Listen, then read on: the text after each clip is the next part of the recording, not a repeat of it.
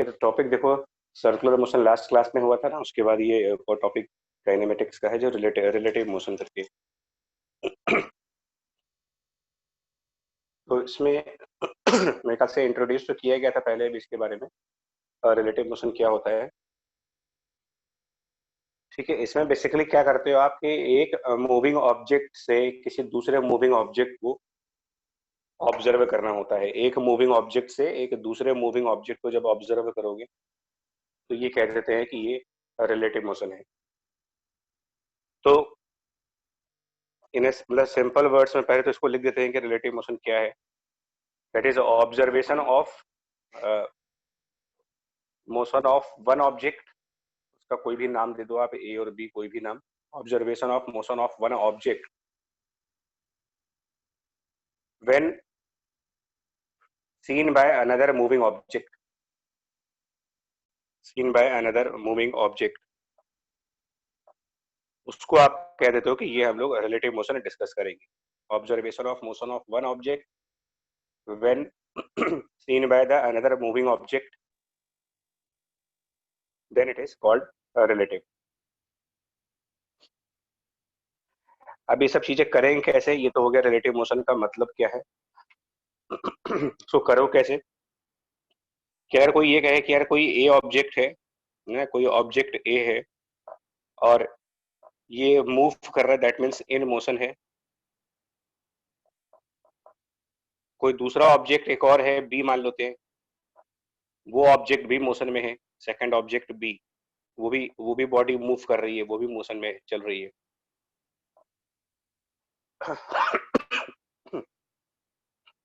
Sorry, तो ए वाला object भी मोशन में है, बी वाला ऑब्जेक्ट भी मोशन में है, दोनों इंडिविजुअली सेपरेटली मूव कर रही है, अपना अलग मूव कर रहा है और ये अलग है, मतलब ये इंडिपेंडेंट है एक दूसरे के। इंडिपेंडेंट का मतलब ये होता है कि ऑब्जेक्ट ए की वेलोसिटी का ऑब्जेक्ट बी की वेलोसिटी पर कोई डायरेक्ट इम्पैक्ट नहीं होगा। इंडिपेंडेंट का मतलब मतलब रोड पे दो व्हीकल्स मूव कर रहे हो तो वो दोनों व्हीकल्स इंडिपेंडेंट है। एक व्हीकल अपनी स्पीड को बढ़ाए चाहे कम करे, उसे रोड पे चलने वाली दूसरी व्हीकल का कोई डायरेक्ट कनेक्शन नहीं होता। और मैं ये इसलिए कह रहा हूँ ना कि कहीं कुछ जगहों पर आपको डिपेंडेंट भी मिलेंगे, कुछ जगहों पर आपको डिपेंडेंट रिलेटिव मोशन भी मिलेंगे। जैसे कि अगर यही ऑब्जेक्ट ए, अगर यही ऑब्जेक्ट ए और कोई दूसरा ऑब्जेक्ट बी, एक ऑब्जेक्ट ए और दूसरा ऑब्जेक्ट बी कनेक्टेड हो स्ट्रिंग से, मान लो ये आपस में स्ट्रिंग से कनेक्टेड हो। अब आप करो, अब अगर ए वाला ऑब्जेक्ट मोशन में होगा और बी वाला ऑब्जेक्ट मोशन में होगा तो इनके बीच एक रिलेशन आएगी। ए वाले की मोशन में और बी वाले के मोशन में ना आपस में एक रिलेशन आएगा। मतलब अगर हम कहते हैं कि ए वाले की वेलोसिटी का कुछ वैल्यू वी ए है और बी वाले की वेलोसिटी का वैल्यू वी बी है, तो वी ए और वी बी आपस में ना किसी इक्वेशन से रिलेट किए जाएंगे, मतलब इनका रिलेशन होगा अगर ये स्ट्रिंग से कनेक्टेड है तो, है ना। सर जी, अच्छा ओझा जी स्क्रीन नहीं आ रही है, तुम लोग को भी नहीं आ रही स्क्रीन यार? आ रही है सर। आ रही है फिर सर ओझा जी, यार देखो अपना यार, मतलब क्या है। तो ये समझो आप यार, ये मैं इसलिए स्टेटमेंट में बताना इसलिए जरूरी है कि अगर आप ए भी मूव कर रहा है, बी भी मूव कर रहा है, लेकिन वो रस्सी से बंधे हुए हैं, स्ट्रिंग से बंधे हुए हैं, तो ये इंडिपेंडेंट नहीं हो सकते। अगर ए वाले की स्पीड बढ़ेगी तो बी वाले की भी स्पीड बढ़ जाएगी, ए वाले की स्पीड कम होगी तो बी वाले की भी स्पीड कम हो जाएगी। ए एक्सेलरेट करेगा तो बी भी एक्सेलरेट करेगा। दैट मीन्स आप ये कहोगे कि बी और ए के मोशन एक दूसरे के ऊपर डिपेंड करेंगे, ये आपस में डिपेंडेंट है। और जब एक बॉडी का मोशन दूसरी बॉडी के मोशन पे डिपेंड करे, motion of one body when depends on motion of other body, then that dependency is represented by mathematical equation between their instantaneous velocities, and the mathematical equation between the instantaneous velocities of two objects when motion of one depends on the other, that equation is called constraint equation, constraint relation और constraint equation, कोई भी नाम दे दो आप इसको, constraint equation और constraint relation. तो ये भी रिलेटिव मोशन का ही पार्ट है, बट इसको हम सेपरेट में डिस्कस करेंगे, इसको डिस्कस करेंगे लेकिन अलग से डिस्कस करेंगे। क्लास 11th में ये चीज पढ़ाई जाती है। क्लास 11th में कंस्ट्रेंट इक्वेशंस और कंस्ट्रेंट मोशंस जो हैं वो न्यूटन लॉ के पार्ट में आते हैं। मास पुली सिस्टम्स में, मल्टीपल पुली और मल्टीपल मासेस के केसेस में, जहां पर हम लोग दो बॉडीज की वेलोसिटी और एक्सेलरेशन को आपस में कंपेयर करते हैं कि उनमें क्या रिलेशन होगा। तो ये इन जनरल समझना बहुत जरूरी है कि रिलेटिव मोशन के लिए कौन सा केस डिपेंडेंट है और कौन सा इंडिपेंडेंट है। हम लोग जो डिस्कस करने जा रहे हैं उसमें ए और बी हम लोग ये कहेंगे कि दे आर इंडिपेंडेंट, इनका आपस में कोई रिलेशन नहीं है। इंडिपेंडेंट मोशन का मतलब ये हुआ कि ए अपना अलग मूव कर रहा है, बी अपना अलग मूव कर रहा है, उन दोनों को आपस में एक दूसरे से कोई कनेक्शन नहीं है, मतलब वो किसी स्ट्रिंग से बंधे हुए नहीं है, ठीक है, अपनी अपनी मर्जी के मालिक है। जब चाहे ए वाला अपनी स्पीड को बढ़ा सकता है, कम कर सकता है, जब चाहे बी वाला अपनी स्पीड को बढ़ा सकता है, कम कर सकता है, और आपस में कोई इनका कंपल्सन नहीं है। तो हम यहाँ पर जो डिस्कस करेंगे आज वो इंडिपेंडेंट रिलेटिव मोशन को पहले डिस्कस करेंगे, एंड देन जब ये टॉपिक खत्म होगा तो न्यूटन लॉ स्टार्ट होगा, और उसके पहले हम कंस्ट्रेंट इक्वेशंस को एक सेपरेट टॉपिक बना करके पूरा डिस्कस किया जाएगा। तो नाउ ऑनवर्ड आप ये ध्यान रखेंगे कि इस पूरे चैप्टर में ठीक है जी, इस पूरे चैप्टर में हम इंडिपेंडेंट मोशंस की ही बात करेंगे। तो जो डाउट्स होंगे या जो क्वेरीज होंगी वो उसको रिलेटेड ही पूछिएगा। ऐसा कोई डाउट न लाना सामने जब तक कि इसका कंसेप्ट डिस्कस ना हो जाए। ठीक है, चलिए। सबसे पहला कंसेप्ट क्या होता है कि जब ए और बी दो बॉडीज इंडिपेंडेंटली मूव कर रही हो अलग अलग, ए अपनी वेलोसिटी के साथ चल रहा है, बी अपनी वेलोसिटी के साथ चल रहा है, और इसमें फिर कोई एक बॉडी किसी दूसरी बॉडी को वॉच करे, या तो बी वाला ए वाले को वॉच करे या ए वाला बी वाले को वॉच करे। तो इसको ऐसे भी कह सकते हो कि मान ले कि बी वाली बॉडी इंडिपेंडेंटली वीबी वेलोसिटी से चल रही है, इंडिपेंडेंट, इसकी एक वेलोसिटी है वीबी, और ए वाली बॉडी इंडिपेंडेंटली वीए वेलोसिटी से चल रही, इंडिपेंडेंट उसकी एक वेलोसिटी वीए हो गई। अब हम क्या करेंगे ना, जानते हो, अब हम इसमें एक काम करने जा रहे हैं। हम इसमें क्या करेंगे, हम दोनों की वेलोसिटी में हम एक वेक्टर को सुपर इम्पोज करेंगे। सुपर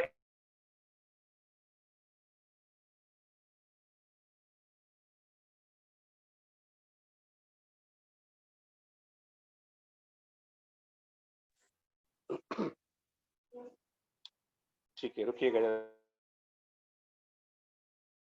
थोड़ा सा मेरे ख्याल से।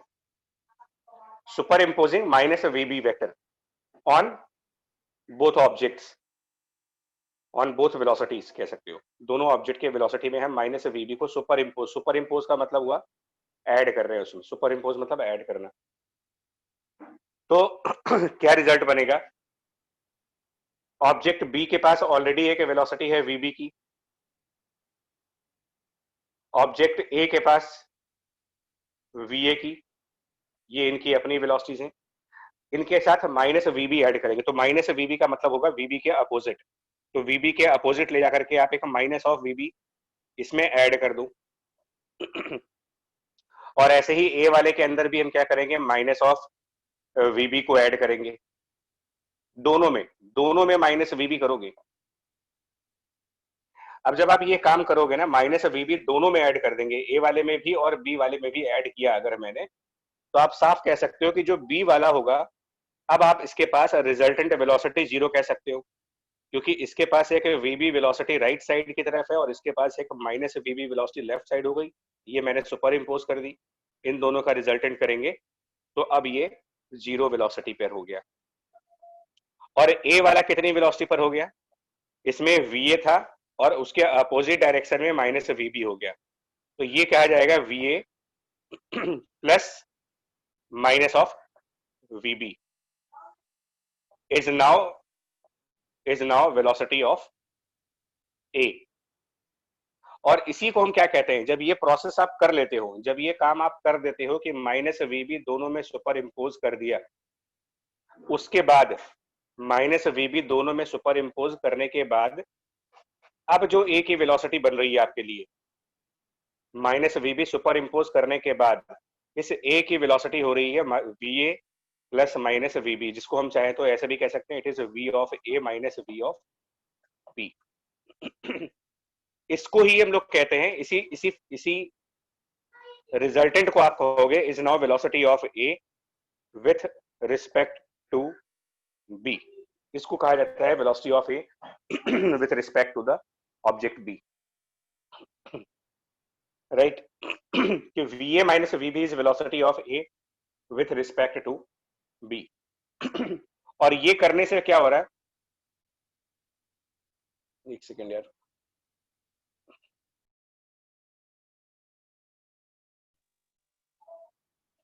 इस प्रोसेस को करते वक्त जब हमने ये काम किया V A minus V B किया, तो आपको देखना पड़ेगा कि इसको करते वक्त बी वाला ऑब्जेक्ट जीरो वेलोसिटी पर आ चुका है। दैट मीन्स अब आप इसका कंसेप्ट समझोगे, ठीक है। अब आप इसका कंसेप्ट समझो।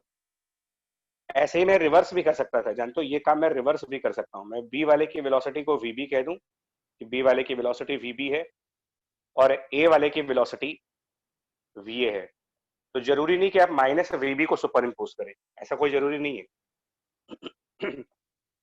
अगर मैं माइनस वी ए सुपर इम्पोज करूं तो देखो, अगर माइनस वी ए को सुपर इम्पोज वर्ड में इसलिए यूज कर रहा हूं, उसको आप एड वर्ड भी मान सकते हो, minus V A super impose on each. तो ये काम भी कर सकते हो, ऐसा नहीं है कि सिर्फ माइनस वी बी करना है। क्या रिजल्ट बनेगा, इस साइड ये वी बी, इस तरफ ये वी ए, और अब ऐड करेंगे तो यहाँ पर माइनस वी ए को सुपर इम्पोज किया, यानी यहाँ माइनस वी ए हो गया और यहाँ पर माइनस वी ए हो गया। ठीक है, अब क्या बना, अब आपका ए वाला ऑब्जेक्ट जो है वो जीरो वेलोसिटी पर आ गया, वी ए और माइनस वी ए, और बी वाला object now velocity is V of B plus minus V A, V of B plus minus V A, यानी कि V B plus minus V A या फिर V B minus V A करोगे उसको, is, अब आप इसको कहोगे it is the velocity of B with respect to A. क्या समझ आ रहा है यार, मैंने जानबूझ करके इतना टाइम लिया है इसमें, इंटेंशनली मैंने इतना टाइम लिया है बिकॉज रिलेटिव मोशन में स्टूडेंट्स को वैसे भी थोड़ा कंफर्ट नहीं आता, ठीक है ना। आप लोग वैसे भी कंफर्ट फील नहीं करते हो इसके अंदर, थोड़ा सा ऐसा लगता है कि डिफिकल्ट साइड पर जा रहा है ये। तो मुझे अब आप समझाओ, इस प्रोसेस को करने में आप लोगों को क्या समझ आ रहा है कि इस प्रोसेस को करने से, यानी रिलेटिव वेलोसिटी का जब आप कहते हो, एक तो होता है कि रिलेटिव वेलोसिटी हम दोनों की वेलोसिटी का सब्ट्रैक्शन होता है, ऐसा कहा जाता है कि रिलेटिव वेलोसिटी दोनों बॉडीज की वेलोसिटी का सब्ट्रैक्शन है। बट वो ये करने से, सब्ट्रैक्शन करने से मतलब एक के वेलोसिटी में से दूसरे के वेलोसिटी को सब्ट्रैक्ट किया, तो ये करने से क्या दोनों बॉडीज अभी भी मूव करेंगी, मेरा क्वेश्चन ये है। मैं आपको ये समझाना चाह रहा हूं कि जब आप रिलेटिव वेलोसिटी निकालते हो और कहते हो कि it is the velocity of A minus velocity of B, है ना, ऐसा कहा जाता है कि velocity of A minus velocity of B is the velocity of A with respect to B. तो इस प्रोसेस को करने के बाद, इस प्रोसेस को करने के बाद क्या उसके बाद भी हमारे ऑब्जेक्ट्स ए और बी दोनों ही मोशन में चलेंगे, या फिर हम किसी एक को स्टेशनरी मान के चल रहे हैं यहाँ पर? अब सर एक को फ्रेम ऑफ रेफरेंस मान लेंगे, उसके रिस्पेक्ट में देखेंगे क्या चल रहा है। तो जिसको हम फ्रेम ऑफ रेफरेंस मान रहे हैं वो मोशन में मानेंगे, देखिए मोशन में माने या उसको ये मान ले कि अब वो मोशन में नहीं है। ये थोड़ा समझने वाला पॉइंट है, इसलिए बार बार इसके ऊपर मैं फोकस करना चाह रहा हूँ। नहीं है सर। तो ये सच है या हम लोग मान रहे हैं? सर हम लोग मान रहे हैं। बात समझ में आ रही है ना, कि ऐसा तो है नहीं कि बी मोशन में है नहीं, ए भी मोशन में है, बी भी मोशन में है, राइट, ए भी मोशन में है, बी भी मोशन में है। लेकिन अगर हम ये कह देते हैं, हम ये मान लेते हैं कि बी वाला रेस्ट पे है, अगर हम ये मान लें कि बी वाला रेस्ट पे है, ठीक है, और ए वाले की velocity V A minus V B है, तो इसका मतलब ये होता है कि अब बी ए को वॉच कर रहा है, बी ए को वॉच कर रहा है। मैं इसकी एक डेफिनेशन लिख देता हूं, मैं इसकी एक डेफिनेशन लिखूंगा तो तुम्हें बेटर तरीके से क्लियर आएगा। अरे त्रिपाठी जी भैया, रिलेटिविटी जो है वो आइंस्टाइन वाली है, वो भी रिलेटिव मोशन ही है, बट वो रिलेटिव मोशन लाइट की स्पीड के ऊपर है, तो वो एक अलग है रिलेटिविटी, है ना। तो मैं एक स्टेटमेंट लिख दे रहा हूं आपको समझने के लिए, बस ये एक लाइन अगर आप समझ गए, अगर ये स्टेटमेंट, एक लाइन की बात कर रहा हूं मैं, अगर ये लाइन आपके माइंड में समझ में आ जाती है तो आपके लिए चैप्टर आसान हो जाएगा, और अगर नहीं आ रही है तो फिर वही प्रॉब्लम रहेगी जो पहले थी। That the relative velocity of an object, मैं स्टेटमेंट को पूरा लिखता हूं, with respect to, relative velocity of an object with respect to another moving object, with respect to another moving object is ठीक है, पहले यहां तक समझो आप, relative velocity of an object with respect to another moving object, ये हो गया is effective velocity, is the effective velocity with which the object will appear,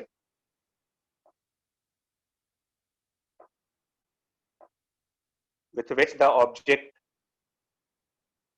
will appear, slow थोड़ा सा बोल रहे हैं बिकॉज आप भी नोट कर रहे होगे तो लिख सकते हो। The relative velocity of an object with respect to another moving object is effective velocity with which the object will appear to move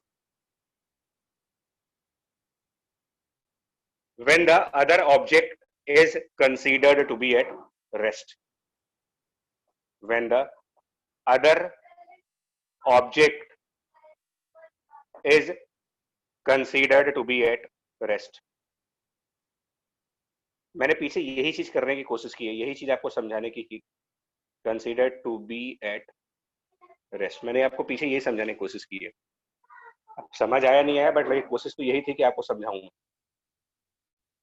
कि जब आप रिलेटिव वेलोसिटी लगाते हो, ये कहते हो कि ये रिलेटिव वेलोसिटी है, ठीक है, जब आप ये कहते हो कि ये रिलेटिव वेलोसिटी है, एक तो होता है उसका मैथमेटिकल फॉर्मूला, लेकिन उसको करने से हमको मिला क्या, रिलेटिव वेलोसिटी का फॉर्मूला यूज करने के बाद हमको क्या बनता है, उसका फिजिकल सिग्निफिकेंस क्या है, मतलब क्या हुआ। तो वो स्टेटमेंट एक बार फिर से देखो इस डायग्राम के थ्रू, कि जब भी आप ये स्टेटमेंट उठाओगे, जब भी आप एक ऑब्जेक्ट के वेलोसिटी में से दूसरे ऑब्जेक्ट की वेलोसिटी को माइनस कर दोगे, लेकिन वेक्टर के according, vector vector normal normal subtraction नहीं, मैथ वाला अलजेब्रा वाला नहीं, वेक्टर सबट्रैक्शन, आप एक ऑब्जेक्ट के वेलोसिटी में से दूसरे ऑब्जेक्ट की वेलोसिटी को वेक्टोरियली सबट्रैक्ट करें, तो इस प्रोसेस को करने के बाद, इस प्रोसेस को करने के बाद हम लोग ये कह सकते हैं कि जिसको आपने सबट्रैक्ट किया हुआ है, now that object is considered to be at rest. Notice करिए माइनस वी बी किया है, तो B is now at rest. जब आपने यहां पर V B minus V A किया है, वी ए को सबट्रैक्ट किया जा रहा है, तो now A is at rest, A is at rest. तो यही स्टेटमेंट बोल रहा हूं आपसे कि जब आप एक मूविंग ऑब्जेक्ट के वेलोसिटी में से दूसरे मूविंग ऑब्जेक्ट की वेलोसिटी को अकॉर्डिंग टू वेक्टर सबट्रैक्ट करोगे, तो इसका मतलब आपके लिए ये है कि जिसको मैंने सबट्रैक्ट किया है that object is now considered to be at rest. Considered to be at rest है, एक्चुअल में रेस्ट पे नहीं है, मान लिया गया है कि ये ऑब्जेक्ट अब रेस्ट पे है, और सबट्रैक्ट करने के बाद जो आंसर आएगा, इन दोनों का सबट्रैक्शन करने के बाद जो वैल्यू आएगी, वो अब ऑब्जेक्ट ए की इफेक्टिव वेलोसिटी होगी, इफेक्टिव वेलोसिटी। मतलब वेलोसिटी का जो इफेक्ट दिखेगा। यही स्टेटमेंट यहां पर मैंने नोट किया है, ये स्टेटमेंट। तो एक एग्जांपल से लेके देखते हैं, है ना, ये एक एग्जांपल से लेके देखते हैं। फॉर एग्जांपल, मैं बहुत बहुत ही बेसिक एग्जांपल से स्टार्ट करूंगा, बिल्कुल मतलब ये एज्यूम करके कि आप लोग का लेवल मतलब कुछ नहीं आता, मैं क्वेश्चन एक रिलेटिव का आर भी नहीं आता, तो ये मान करके चल रहा हूं मैं अभी कि रिलेटिव में से आर भी नहीं हमें पता, तो सिचुएशन क्या होगी। तो हमने कहा कि एक साइक्लिस्ट का एग्जांपल लें, ठीक है जी। अरे उसका कुछ एग्जांपल है, उसकी एक वेलोसिटी है मान लीजिए 12, ठीक है, किलोमीटर पर आर मान लेते हैं एक साइक्लिस्ट की, और पीछे एक पेडेस्ट्रियन है, मतलब पैदल आदमी चल रहा है, वो चल रहा है आपका 5 किलोमीटर पर आर की। तो अगर इस पर्सन से, और ये साइकिल है, तो देखो ये भी मूविंग है। देखिए पर्सन साइकिल का एग्जांपल लेंगे, लेकिन आगे चल करके क्वेश्चन हम लोग लिफ्ट वगैरह के भी करेंगे, तो बेसिक एग्जांपल है लेकिन समझना पड़ेगा आपको, बहुत ही बेसिक एग्जांपल है, बट इसकी मीनिंग समझनी उतनी ही इंपॉर्टेंट है। तो पर्सन भी हमारा एक ऑब्जेक्ट है, ठीक है, पर्सन भी एक ऑब्जेक्ट है, साइकिल भी एक ऑब्जेक्ट है, दोनों इंडिपेंडेंट चल रहे, इंडिपेंडेंट है। पर्सन रुक जाएगा तो साइकिल वाला तो रुकेगा नहीं, इंडिपेंडेंट। तो अब हम क्या कह रहे हैं, अगर अगर अगर हम पर्सन की वेलोसिटी और साइकिल की वेलोसिटी में से वेक्टर का डिफरेंस लेने का वेक्टोरियल डिफरेंस करें, that means 12 kilometre per our में से अगर 5 किलोमीटर पर आवर को माइनस कर देते हैं, 12 kilometre per our minus 5 kilometre per our, तो वो बन जाएगा आपके लिए 7 किलोमीटर पर आवर। 12 माइनस 5 करेंगे तो ये क्या बनेगा, ये किस चीज की इफेक्टिव वेलोसिटी हुई। 12 kilometre per our minus 5 kilometre per our किया मैंने, तो ये किसकी इफेक्टिव वेलोसिटी हुई, और अब किसको हम कंसीडर कर रहे हैं कि वो रेस्ट पे है। अगर मैं साइकिल की वेलोसिटी में से पर्सन की वेलोसिटी को माइनस कर रहा हूं, तो मैं क्या मान के चल रहा हूं कि कौन रेस्ट पे है द और कौन पर्सन चल रेस्ट रहा पे। है, इसमें ये माना जाएगा ना, मतलब किसको कंसीडर कर रहे हैं। कंसिडरेशन अलग बात है और एक्चुअल में होना अलग बात है। तो हम क्या कह रहे हैं कि now this person considered to be at rest, considered to be at rest, ये मान के चल रहे हो आप, और that cyclist, अब उस साइकिल की जो इफेक्टिव वेलोसिटी है, ये मानने के बाद जब आपने ये कंसिडरेशन कर दिया कि साइकिल पर्सन रेस्ट पे है, तो अब ये कहा जाएगा कि उस साइकिल की इफेक्टिव वेलोसिटी अब 7 किलोमीटर पर आवर है। ये इसका फिजिकल मतलब है। साइकिल पर्सन का मैंने एग्जांपल दिया है, मैं बार बार बोलूंगा, लेकिन हर न्यूमेरिकल के अंदर आपको यही काम करना है, जितने भी न्यूमेरिकल्स होंगे वो यही काम करेंगे। By subtracting the velocity of a one moving object, we assume or we consider that object to be at rest, and the other object has this much effective velocity in that observation. और अगर अगर अगर in bodies में acceleration होगा तो acceleration भी subtract होगा vector के अकॉर्डिंग। अगर इन बॉडीज में एक्सेलरेशन है तो वो चीज भी सब्ट्रैक्ट की जाएगी, वेलोसिटी भी सब्ट्रैक्ट की जाएगी। अब आप इसके एग्जांपल्स पे आओ, इसमें कोई डाउट तो नहीं है? देखो बताएं इस ये बात आपको समझ में आई जो मैंने अभी आपको बताने की कोशिश की है कि मैं क्या कहना चाह रहा हूँ? बोलो, ये बात आपको समझ, देखो रिलेटिव वेलोसिटी, देखिए रिलेटिव वेलोसिटी कैलकुलेट कैसे करते हैं ये एक अलग पॉइंट है, तो उसका आंसर है कि by subtraction of the velocities. लेकिन रिलेटिव वेलोसिटी में जब हम एक वेलोसिटी में से दूसरे की वेलोसिटी सेपरेट कर देते हैं, तो फिजिकली हमारे पास एक नई सिचुएशन बन जाती है। फिजिकली हम लोग एक नई सिचुएशन में एंटर कर जाते हैं, जिस नई सिचुएशन में एक ऑब्जेक्ट को रेस्ट पे मान लिया गया है, और और दूसरा ऑब्जेक्ट अब एक नई इफेक्टिव वेलोसिटी से चलेगा, और सेम कंसेप्ट आप एक्सेलरेशन में यूज करोगे, same concept for the acceleration. तो अब कुछ एग्जांपल्स के थ्रू स्टार्ट करते हैं, कुछ एग्जांपल लेकर के स्टार्ट करते हैं, लेकिन ध्यान रखिएगा दोनों बॉडीज के मोशन एक दूसरे के इंडिपेंडेंट होने चाहिए, एक के मोशन के दूसरे के मोशन में फर्क नहीं आना चाहिए। और रिलेटिव मोशन 1 डायमेंशन में भी आ सकता है, रिलेटिव मोशन 2 डायमेंशन में भी आ सकता है। सर इसमें सबसे पहले सर आप देखो। हाँ जी, सर अगर ये वाला एग्जांपल एक ग्राफ से सर समझा दो तो ज्यादा सही समझ में आ जाएगा, मतलब किससे? यही वाला जो है एक ग्राफ से, मतलब ग्राफिकल इंटरप्रिटेशन से। एक ग्राफिकल इंटरप्रिटेशन भी करेंगे। देखो ग्राफिकल इंटरप्रिटेशन जो है वो डेटा का होता है, ग्राफ के थ्रू आप समझो, ग्राफ पर एक डेटा को रिप्रेजेंट करते हो तो पहले डेटा तो कलेक्ट कर ले, फिर करेंगे, उसको भी करेंगे, है ना। मैं फिर बोल रहा हूँ, एक्चुअली कंफ्यूजन कहाँ पर है हम लोग को बता रहा हूँ। हम लोग इतना पढ़ने के बाद भी कंफ्यूजन में रहते हैं। रिलेटिव मोशन में पर्टिकुलरली कंफ्यूजन हमेशा बनी रहती है, और क्लास 11th में तो ज्यादा होती है, 12th पास में फिर भी थोड़ी सी कम हो जाती है। बट क्लास 11th में आप इस टॉपिक पर जितना भी टाइम दे दो, वो अंदर से कॉन्फिडेंस नहीं मिलता है जो मोशन इन वन डायमेंशन में मिलता है, प्रोजेक्टाइल में मिलता है। क्योंकि रिलेटिव मोशन मैथमेटिकल तो आता है कि ठीक है माइनस करना होता है, उसका रेलेवेंस नहीं समझ पाते, उसकी फिजिकल मीनिंग नहीं समझ पाते। तो मैं कुछ दो तीन एग्जांपल पहले दे रहा हूँ, है ना, बताना मुझे आपको समझ आया कि नहीं आया।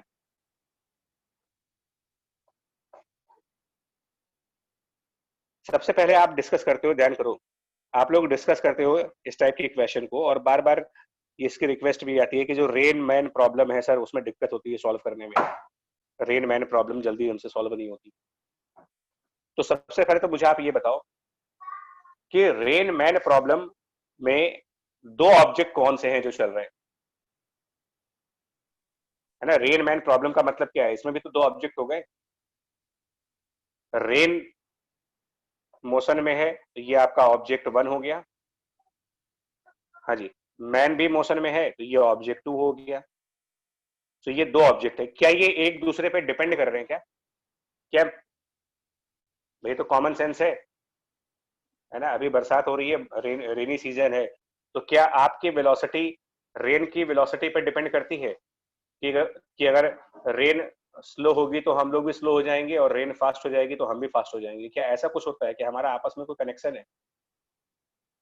ऐसा तो नहीं है कि रेन की वेलोसिटी में और पर्सन की वेलोसिटी में कोई कनेक्शन है, कि हम कार से चल रहे हैं या बाइक से चल रहे हैं, अचानक से बारिश तेज होने लगी तो बारिश तेज हो गई इसलिए हमारी बाइक भी तेज हो जाएगी, ऐसा तो नहीं होता।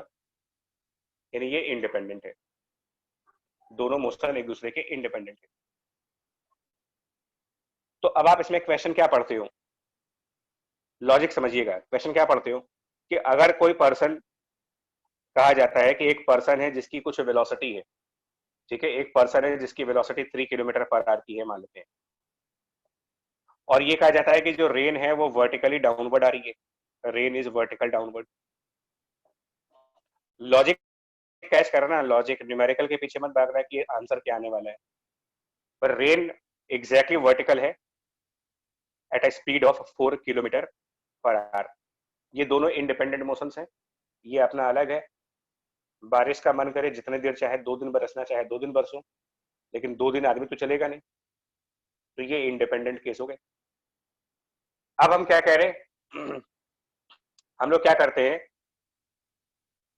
जो पर्सन की वेलोसिटी है इसका नेगेटिव सुपर इम्पोज करते हैं, यानी इसको सेपरेट करते हैं। तो देखो न्यूमेरिकल्स में क्या करते हो आप, न्यूमेरिकल करते वक्त हम लोग ये जो 3 किलोमीटर पर आवर है ना, हम लोग ये जो 3 किलोमीटर पर आवर है ये हम सेपरेट कर देंगे। तो इधर 3 किलोमीटर पर आवर और इसका अपोजिट इस तरफ ले जाओ, अपोजिट दूसरे साइड पर ले जाओ -3 किलोमीटर पर आवर। तो एक तरीके से क्या हुआ कि person is now considered to be at rest.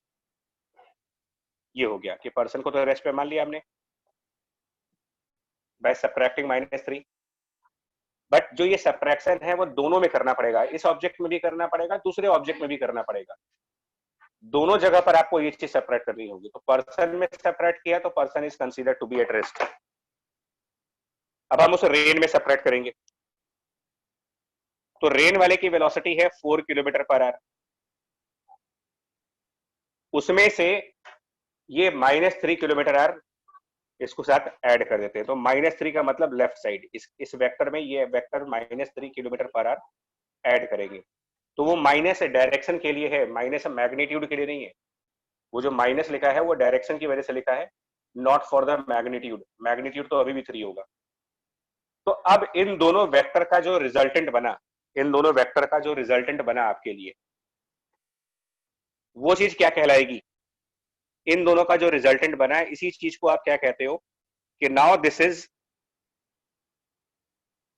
Effective velocity.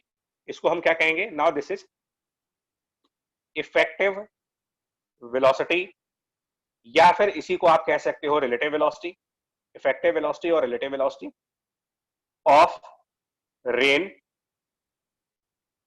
With respect to that person. ये हो गया इसका मतलब। इसीलिए ये सेपरेट किया जाता है हमेशा, सेपरेट है। अब इसमें हुआ क्या कि person is now consider to be at rest. ऐसा मान लिया गया है कि पर्सन रेस्ट पे है, consider to be at rest, and the rain is now effectively at some angle. The rain is now effectively at some angle. और ये इफेक्टिव वेलोसिटी कितनी होगी? तो अब ये मैथमेटिक्स में पाइथागोरस थ्योरम वगैरह लगाओगे, ये 4 है और ये 3 है, तो पाइथागोरस थ्योरम से रेन की इफेक्टिव वेलोसिटी हो गई 5 किलोमीटर पर आवर की, और वो कितने एंगल पर है? तो ये एंगल भी निकाला जा सकता है tan थीटा करके, tan of theta will B this. अब आप इसमें स्टूडेंट क्या गलती करते हैं, ट्रिग्नोमेट्रिक रेशियो जो होता है ना, tan थीटा क्या है? एक ट्रिग्नोमेट्रिक रेशियो है, और ट्रिग्नोमेट्रिक रेशियो जो होता है वो किसी ट्राइंगल की दो साइड का रेशियो है, और किसी भी ट्राइंगल का साइड नेगेटिव नहीं आ सकता। तो जब आप tan थीटा कैलकुलेट करेंगे तो ये -3 नहीं लिखना है आपको। ट्रिग्नोमेट्रिक रेशियो है between the two side of a triangle and the side are always positive, so just keep it 3 divided by 4। आप गलती से -3 कर देते हो और आपका आंसर गलत हो जाता है पूरा। तो ये पता करो कि कहां पर ट्रिग्नोमेट्री यूज कर रहे हैं, कहां पर वेक्टर यूज कर रहे हैं, कहां पर फिजिक्स यूज कर रहे हो आप। तो कुल मिलाकर के ये हो गया कि अगर इस पर्सन को रेस्ट पर कंसीडर किया जाए तो रेन की effective velocity 5 kilometre per our से किसी एंगल पर आएगी। इसी को आप ऐसे भी कह सकते हो कि पर्सन के हिसाब से, इसी को आप ये भी कह सकते हो कि पर्सन के फ्रेम में, यानी according to this person, rain has a velocity of 5 kilometre per hour at some angle theta. Effective velocity का ये भी मतलब हुआ इस पर्सन की नजर में, बिकॉज पर्सन अब स्टेशनरी हो चुका है, तो ये जो चीज स्टेशनरी हो गई वो हमारा फ्रेम हो गया, रेफरेंस फ्रेम हो गया। जिसको आपने स्टेशनरी कर दिया वो रेफरेंस फ्रेम बन गया। तो according to person, rain 5 kilometre per hour theta angle पर मूव कर रही है। ठीक है, ये एक बहुत बेसिक एग्जांपल के थ्रू मैं स्टार्ट कर रहा हूँ, बहुत ही basic example rain man problem के थ्रू। क्लियर हो गया हो तो आप मुझे बताते रहना, अगर डाउट है तो यहीं पर डिस्कस करो, और अगर क्योंकि मतलब फिर वापस ही इस चैप्टर में नहीं करेंगे यार। इस चैप्टर में फिर से अगर आप कहोगे कि यार दोबारा पढ़ा दीजिए तो थोड़ा टफ हो गया है, क्योंकि सिलेबस का मेरे को पता है प्रेशर भी है। और सर इसमें दिक्कत ये होती है कि फ्रेम ऑफ रेफरेंस किसको सिलेक्ट करें, इसमें कभी कभी कंफ्यूजन हो जाती है। भाई एक बड़ी सीधी सी बात है, देखिए ना, प्रैक्टिकल, उसको प्रैक्टिकल वे में सोचना होता है। रेन मैन प्रॉब्लम में तो हमेशा आदमी को ही फ्रेम रखेंगे भाई। हम लोग रेन को देखेंगे ना, रेन हमें थोड़ी देखेगी। मतलब प्रैक्टिकल बात करें अगर, तो रेन मैन प्रॉब्लम में तो पर्सन ही हमारा फ्रेम ऑफ रेफरेंस है। ठीक है, होता क्या है बताओ आपको, कहाँ पर कंफ्यूजन है मैं बता रहा हूँ। लोग, स्टूडेंट क्या होता है, या टीचर्स भी, यहाँ तक कि rain man problem, river boat problem, इन सबको उठा करके उन्होंने रिलेटिव के डाल दिया है कि सब रिलेटिव है। उनको ये डिफरेंस नहीं पता कि क्या है। सारी कंफ्यूजन यहीं पर है। अभी मैं कुछ एग्जांपल लेकर के क्लियर कर रहा हूँ, आप थोड़ा सा मुझे टाइम दें, थोड़ा सा टाइम दें, कंपेयर कर रहा हूँ। सर जैसे लिफ्ट में होता है, तो लिफ्ट में अगर एक बॉल गिर रही तो बॉल को रेस्ट करेंगे या लिफ्ट को करेंगे, वो दोनों तरीके। तो भाई एक बार बताओ कौन किसको देख रहा है?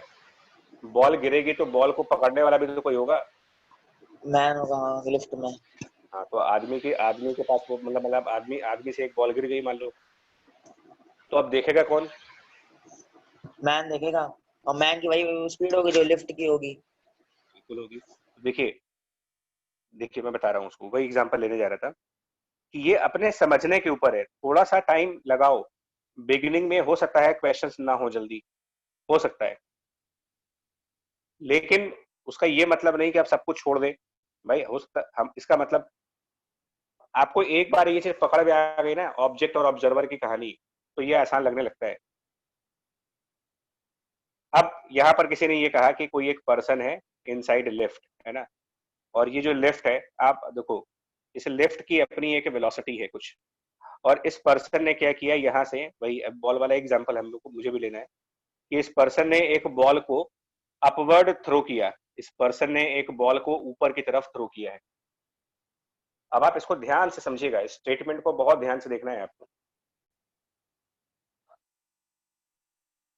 पर्सन ने इस बॉल को अपवर्ड थ्रो किया है विथ सम वेलोसिटी। अच्छा, अब आप मुझे ये बताओ कि जो वेलोसिटी है, देखिए प्रॉब्लम समझाता हूं आपको कहां से आती है, कंफ्यूजन कहां से आती है। वेलोसिटी को हम कहते हैं कि ये मीटर पर सेकंड है, तो किसी भी बॉडी की वेलोसिटी को आप मेजर करोगे, बॉडी की जो वेलोसिटी है वो फंडामेंटल क्वांटिटी तो है नहीं कि गए और तराजू पे तौल के चले आए, मास की तरीके से तो है नहीं कि आप गए और एक तराजू उठाया उस पर रखा और आपको मालूम चल गया 2 किलोग्राम है ये। वेलोसिटी फंडामेंटल क्वांटिटी है, उसके लिए आपको कैलकुलेशन करनी पड़ती है किस चीज की, एक गिवन टाइम में कितना डिस्टेंस कवर किया गया है, तब जाकर के आपको वेलोसिटी मिलती है। तो इस पर्सन ने इस बॉल को थ्रो किया है, ठीक है, ध्यान से सुनिएगा, पर्सन ने इस बॉल को थ्रो किया और उसकी एक वेलोसिटी है u मीटर पर सेकंड। तो जब भी वेलोसिटी आएगा आपको ये बताना पड़ेगा, जब कभी भी वेलोसिटी आएगा तो ये आपको बताना पड़ेगा कि ये वेलोसिटी किसके अकॉर्डिंग है। Velocity is distance divided by time. तो न्यूमेरिकल्स में ये बताना पड़ता है कि यार ये u मीटर पर सेकंड से इसको हम लोगों ने थ्रो किया है, तो ये u मीटर पर सेकंड किसके अकॉर्डिंग है, किसके फ्रेम में है, ये बताना पड़ेगा क्वेश्चंस में। तो वो मैं आपसे लिख रहा हूं कि person is throwing the ball with u metre per second and this u metre per second is in frame of person, in frame of person. ये एक गिवन इंफॉर्मेशन है, यानी कि न्यूमेरिकल को जब आप रीड किया करो, क्वेश्चन को जब रीड किया करो, तो अपनी नजर इस बात पे रखा करो कि इस टाइप की इंफॉर्मेशन आपसे मिस तो नहीं हो रही है कहीं क्वेश्चन पढ़ते वक्त। ऐसा तो नहीं कि क्वेश्चन पढ़ते वक्त यहाँ पर आपने कोई गलती कर दी, ये चीज आपसे मिस हो गई और उसकी वजह से आगे का सारा पार्ट मेरा गलत होने जा रहा है। So the person is throwing a ball with a u meter per second and that u meter per second is in frame of person, or at the time of throw the velocity of lift was vl at the time of throw।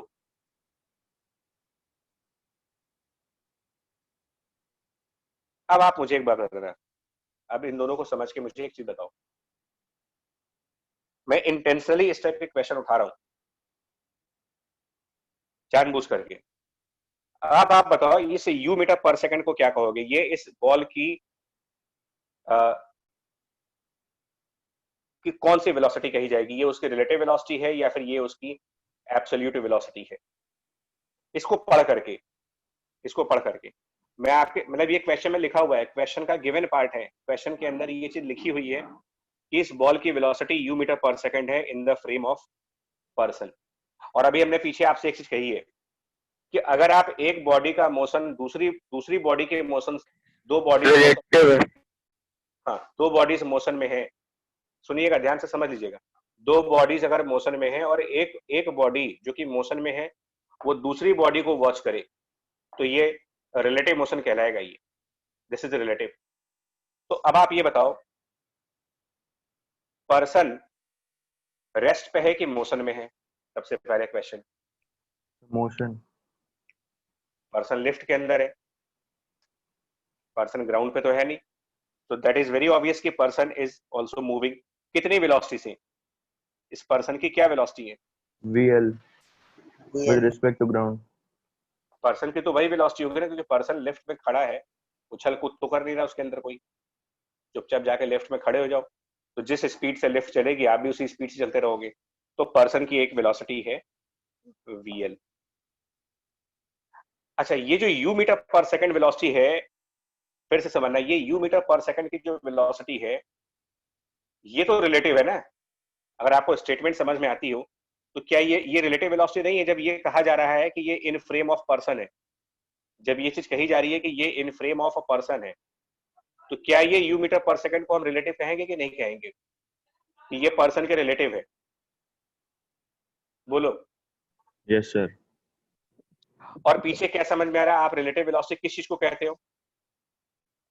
जब एक दो object अगर move करें और अगर उसमें से एक ऑब्जेक्ट की नेगेटिव वेलोसिटी, एक ऑब्जेक्ट की नेगेटिव वेलोसिटी को दोनों तरफ ऐड कर दें, तब जाकर के ये रिलेटिव वेलोसिटी बनती है, उसको रिलेटिव वेलोसिटी कहते हैं। यानी कुल मिलाकर के रिलेटिव वेलोसिटी दो मूविंग ऑब्जेक्ट्स की वेलोसिटी का डिफरेंस है, दो मूविंग ऑब्जेक्ट्स की वेलोसिटी का वेक्टोरियल डिफरेंस है। ये बात बार बार सुनिए और बार बार अपने मन में बिठाओ। तो ये जो यू मीटर पर सेकंड है, ये बॉल की वेलोसिटी और पर्सन की वेलोसिटी का डिफरेंस है, क्योंकि ये इन फ्रेम ऑफ पर्सन कहा जा रहा है, इन फ्रेम ऑफ पर्सन कहा जा रहा है, इसका मतलब ये रिलेटिव वेलोसिटी है। और रिलेटिव वेलोसिटी दो मूविंग ऑब्जेक्ट्स की वेलोसिटीज का डिफरेंस होता है।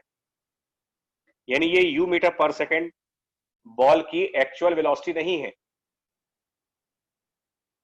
ये बॉल की एक्चुअल वेलोसिटी कुछ और होगी, इस बॉल की एक्चुअल वेलोसिटी कुछ और होगी। अगर मैं कहूं कि एक्चुअल वेलोसिटी बॉल की क्या है, तो सुनिएगा, actual velocity of a ball को हम यहां पर कुछ वीबी मानते हैं। Actual velocity of the ball is V B मान लेते हैं, ठीक है जी। Actual velocity of the ball is V B. और पर्सन की क्या वेलोसिटी है? तो पर्सन की वेलोसिटी है वीएल।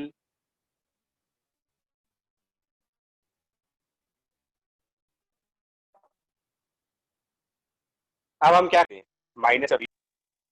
बस एक बार समझ लीजिएगा, एक बार समझने का प्रॉब्लम है, उसके बाद आपको खुद रियलाइज हो जाएगा कि क्या कहना चाह रहे हैं। तो हमने वीएल के साथ माइनस वीएल ऐड कर दिया और बॉल की एक्चुअल वेलोसिटी के साथ भी माइनस वीएल ऐड कर दिया। अब हमने क्या किया, अब हमारा ये जो पर्सन है ये रेस्ट पे हो गया है ना, इसको consider to be at rest, यानी ये फ्रेम हो गया, this is frame consider to be at rest. और अब इस बॉल की इफेक्टिव वेलोसिटी क्या बन रही है? इस बॉल की इफेक्टिव वेलोसिटी अगर हम बात करें तो now the ball has effective velocity is VB minus VL. इसी को रिलेटिव वेलोसिटी कहोगे, इसी को हम कहते हैं कि ये बॉल की वेलोसिटी है इन फ्रेम ऑफ पर्सन। और वीबी माइनस वीएल की वैल्यू आपको क्या दे रखी गई है? यू। क्वेश्चन में इसकी वैल्यू यू दे रखी है। जब ये कहा जा रहा है कि ये इन फ्रेम ऑफ पर्सन है, तो इसका मतलब ये है कि पर्सन को जीरो वेलोसिटी पर मानने के बाद, पर्सन को जीरो वेलोसिटी पर मानने के बाद बॉल की वेलोसिटी यू है। तो पर्सन एक्चुअल में जीरो वेलोसिटी पर था थोड़ी, तो पर्सन को जीरो वेलोसिटी पर मानना पड़ेगा, आपको कंसिडर करना पड़ेगा। तो पर्सन को जीरो वेलोसिटी पर कंसिडर कैसे करोगे, क्योंकि पर्सन तो वीएल वेलोसिटी से चल ही रहा है। तो इसको जीरो वेलोसिटी पर कंसिडर करने के लिए हम इसमें माइनस वीएल करेंगे, तो हम बॉल की एक्चुअल वेलोसिटी में से भी माइनस वीएल कर देंगे। और ये वैल्यू आपको गिवन है as you metre per second. इसका मतलब क्या हुआ कि जो बॉल की एक्चुअल वेलोसिटी कही जाएगी, actual velocity of the ball, वो U plus V L, U plus V L इस क्वेश्चन में। सर अगर सेम क्वेश्चन में लेफ्ट एक्सेलरेट कर रही होती ऊपर की तरफ, करवा रहे भैया, एक मिनट करवा रहे हैं, स्टेप बाय स्टेप चलो। तो एक्सेलरेशन वाला पार्ट भी डिस्कस करेंगे, पहले वेलोसिटी वाला पार्ट डिस्कस हो जाए। ये बात समझ में आई? ऐसा क्वेश्चन आया था ना एग्जाम में, वो कॉइन वाला। तो और आगे भी आएगा भी क्वेश्चन, तो आगे भी आएंगे ना। मैं इसीलिए तो कह रहा हूँ कि जल्दबाजी नहीं करना चाह रहा मैं कोई। देखो, मैं वो काम कर सकता हूँ कि 10 टाइप के क्वेश्चन करवा दूं और कह दूं कि लो जी हो गया, अब आपको एग्जाम में वैसे ही क्वेश्चन मिलेंगे। तो ये मैंने पहले भी नहीं किया और अभी भी नहीं कर रहा। मैं ये चाह रहा था, मेरी कोशिश तो ये है कि आप खुद समझ करके और अपने आप इन चीजों पर कॉन्फिडेंस लाओ। यहां तक बात समझ में आ गई कि बॉल की एक्चुअल वेलोसिटी कैसे कैलकुलेट हुई है, यू प्लस वीएल। मैं तुम्हें, हम लोग एक्चुअली जानते हो क्या है बच्चे, प्रॉब्लम स्टूडेंट को मैं समझाता हूँ कि वो क्वेश्चन रीड करने के बाद नहीं समझ पाते कि यार ये कौन सी वेलोसिटी है। टीचर बता देगा फिर तो ठीक है, भाई टीचर क्लास में पढ़ा रहे हैं वो बता देंगे ये रिलेटिव है ये एक्चुअल है। आप जब खुद से क्वेश्चन पढ़ते हो ना तो कंफ्यूज करते हो, तब आप ये नहीं समझ पाते हो कि ये कौन सी वेलोसिटी दी गई है। बेसिक प्रॉब्लम वहां पर है। एक और एग्जांपल देखो, अभी एक्सेलरेशन पे आएंगे, डोंट वरी, आप उसके लिए आएंगे हम। एक और एग्जांपल देखिए,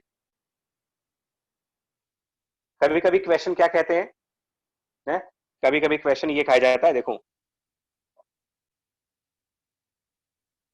कि मैं बता रहा हूं, कभी कभी क्वेश्चन ये कहते हैं कि ये कंजर्वेशन ऑफ मोमेंटम के चैप्टर में ऐसी चीजें बहुत आती हैं कि कोई एम मास का एक ऑब्जेक्ट है, उसमें व्हील्स लगी हुई हैं, एम मास का ऑब्जेक्ट है उसमें व्हील्स हैं, उसके ऊपर एक पर्सन है एम मास का, स्मॉल एम मास का, ठीक है। और क्या हुआ, ये दोनों इनिशियली रेस्ट पे थे, ये दोनों इनिशियली रेस्ट पे थे। उसके बाद क्वेश्चन कहता है कि वो जो पर्सन है वो जंप कर गया, पर्सन फॉरवर्ड जंप हो गया।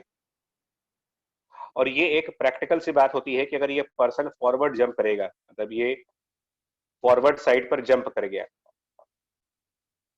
पर्सन कूद गया इसमें से, तो नेचुरल सी बात होती है, एक रिकॉइल फिनोमिना होता है जहां पर पर्सन अगर फॉरवर्ड जंप करेगा तो ये जो ऑब्जेक्ट है जिसमें व्हील्स लगी हैं ये रिकॉइल करेगा, बुलेट और गन वाली थ्योरी है, तो ये रिकॉइल करेगा बैकवर्ड डायरेक्शन में, और इसकी अपनी एक वी आर रिकॉइल वेलोसिटी है,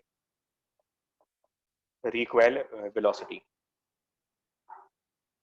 और जो पर्सन ने जंप किया है ना, उसके बारे में आपसे कहा जा रहा है, पर्सन ने जो जंप किया है उसके बारे में कहा गया है jump with u metre per second relative to car, ये क्वेश्चन है।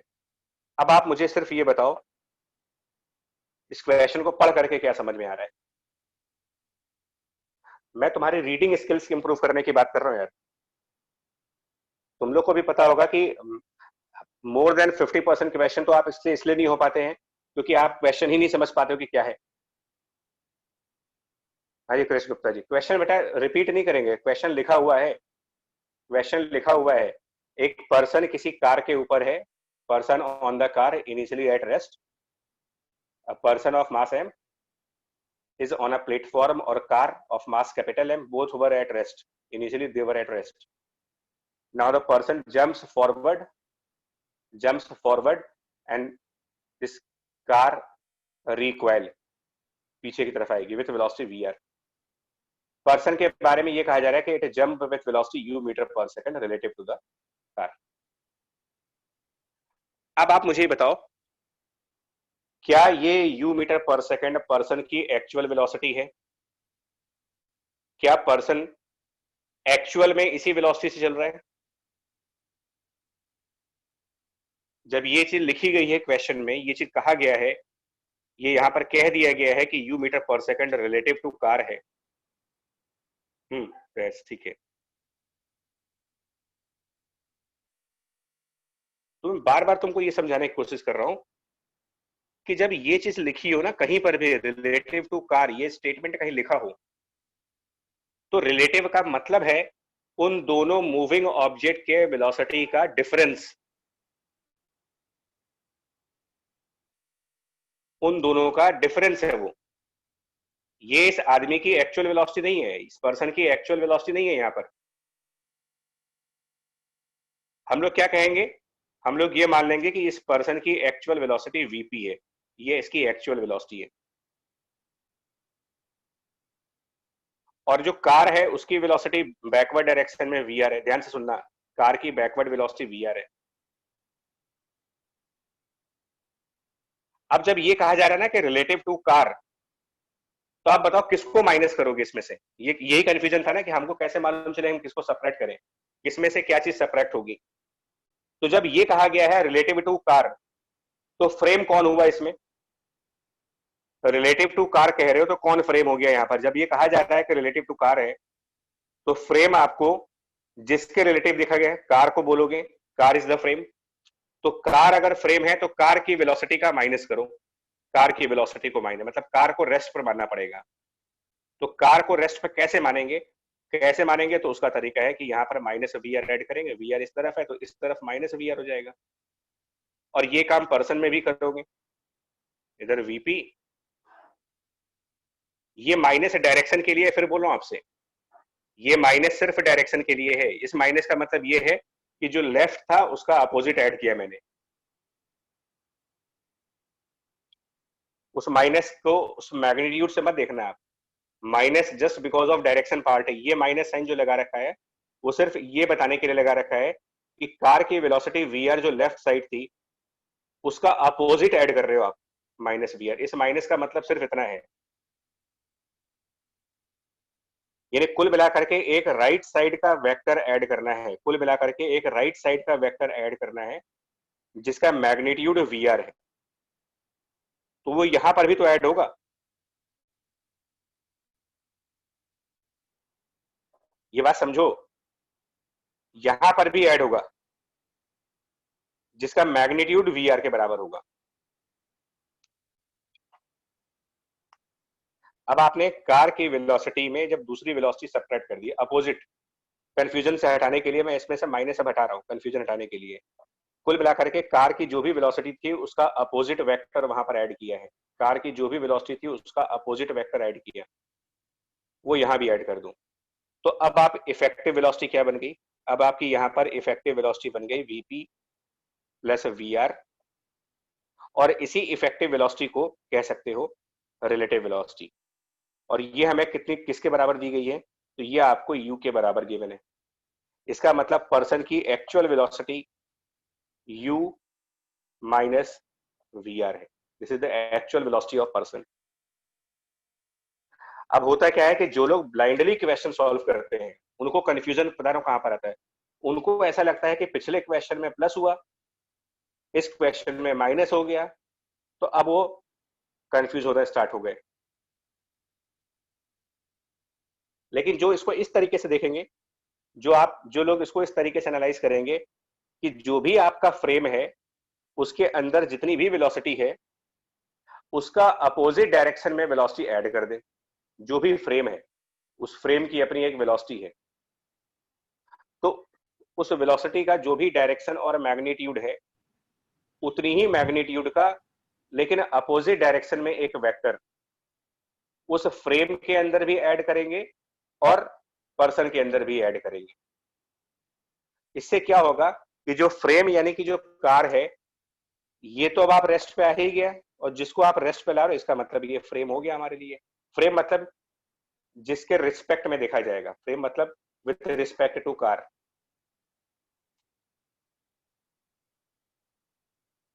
अभी टाइम लग रहा है लेकिन धीरे धीरे प्रैक्टिस करने के बाद ना, देखो अभी जैसे पांडे जी ने आंसर दे दिया था स्टार्टिंग में, धीरे धीरे तुम लोग के साथ भी होगा। जैसे जैसे आप इसको समझते चले जाओगे एक एक लाइन में आंसर आने लगे, ये आंसर आपका एक लाइन में आना स्टार्ट हो जाता है।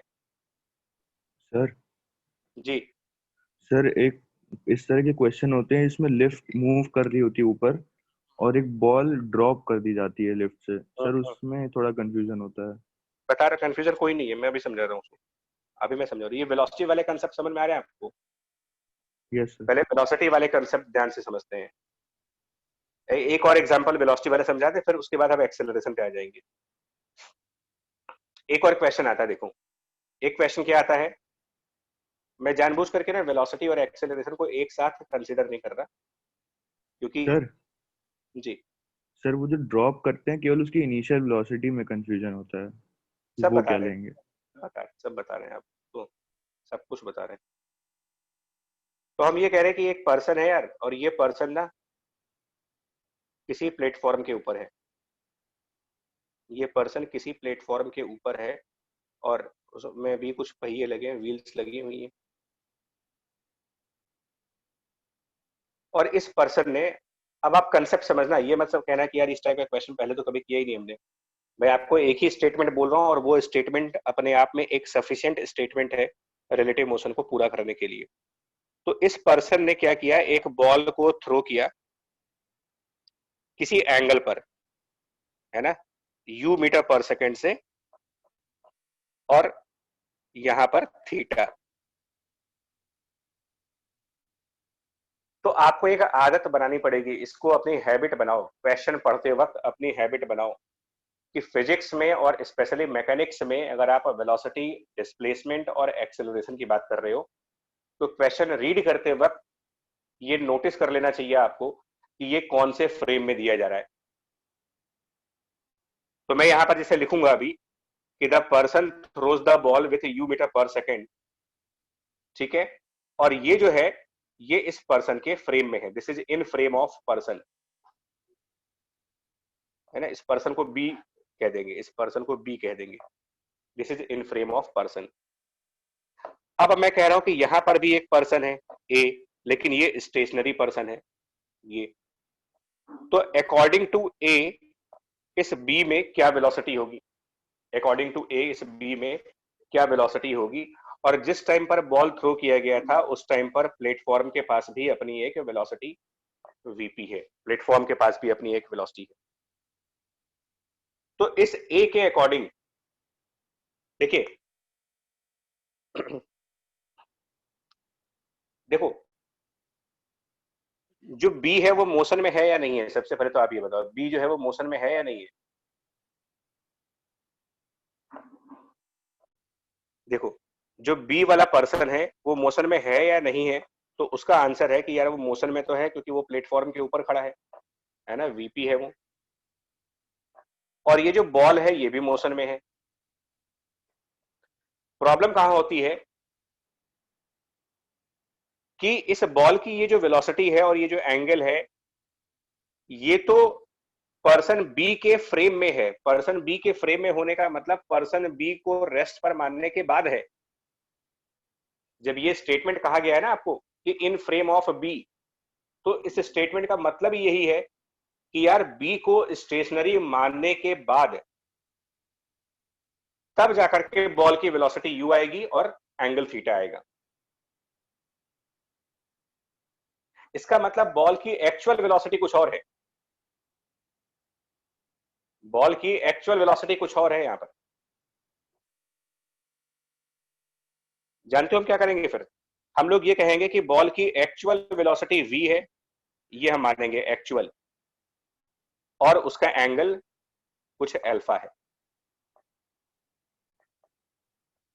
एक्चुअल का मतलब होता है, एक्चुअल जब बोलता हूं तो इसका मतलब ये होता है कि जो स्टेशनरी पर्सन को दिखाई देगा, इसको जो दिखाई देगा वो एक्चुअल होगा और इसको जो दिखाई देगा वो रिलेटिव होगा।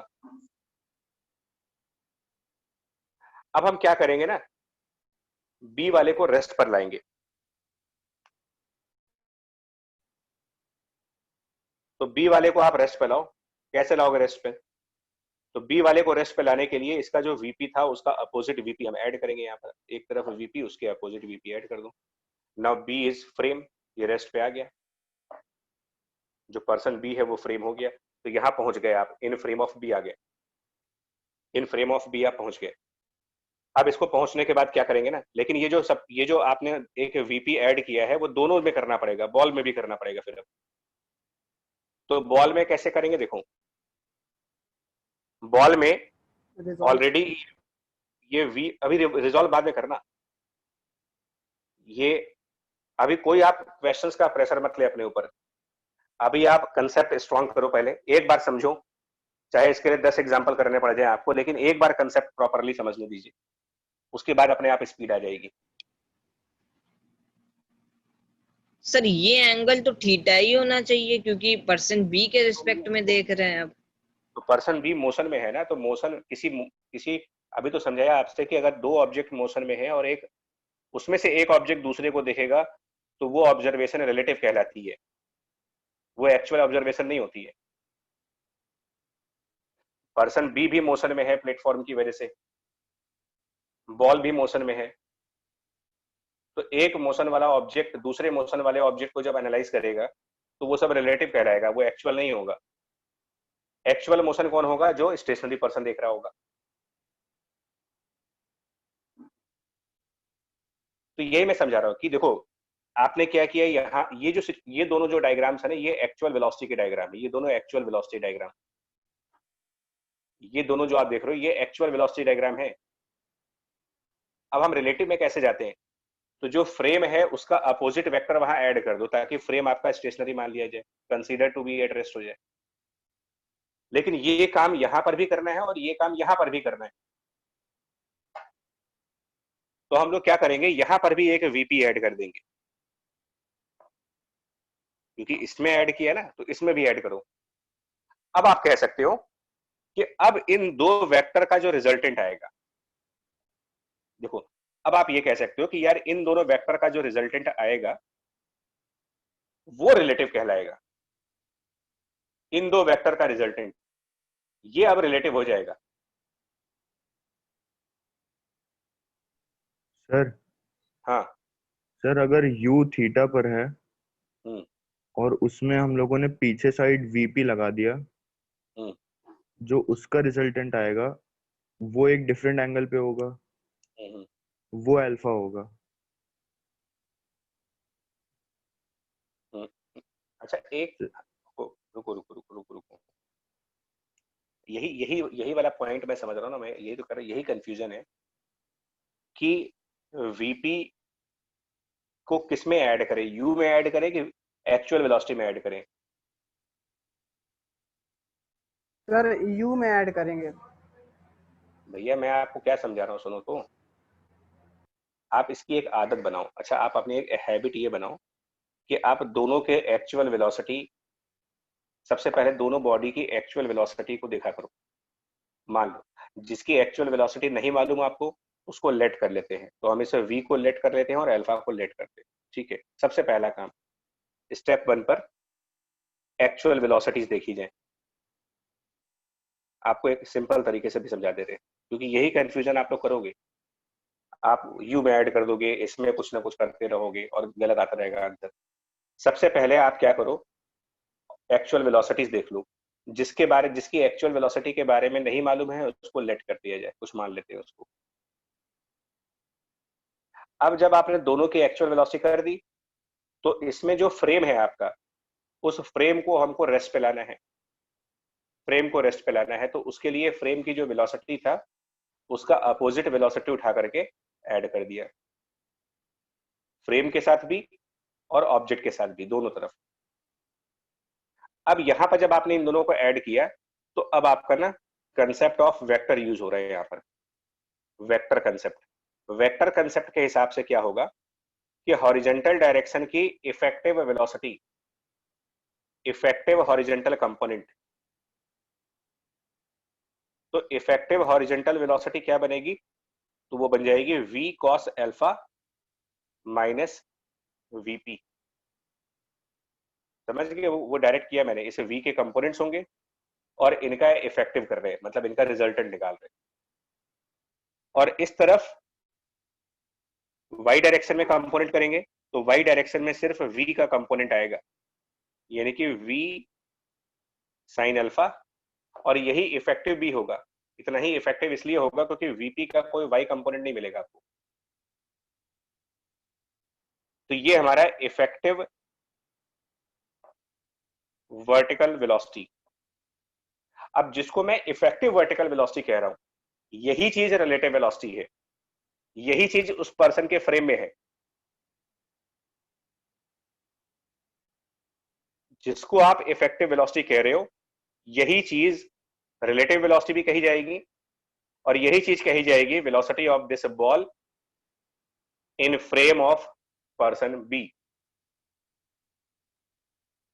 ठीक, और ये चीज आपको यू दी है, यही चीज आपको यू और थीटा के फॉर्म में दी गई है। ये जो गिवन है ना, ये यू और थीटा, यानी कि ये जो यू वेक्टर थीटा एंगल पर देख रहे हो और ये जो दो कंपोनेंट्स, ये दोनों एक ही चीजें हैं, ये दोनों में डिफरेंस नहीं है कोई। जिसको आपने इफेक्टिव वेलोसिटी कहा है वही रिलेटिव वेलोसिटी है, वही इन फ्रेम ऑफ बी हो गया। यानी ये जो दो कंपोनेंट्स हम देख रहे हैं और ये जो यू और थीटा देख रहे हो, ये दोनों आइडेंटिकल है।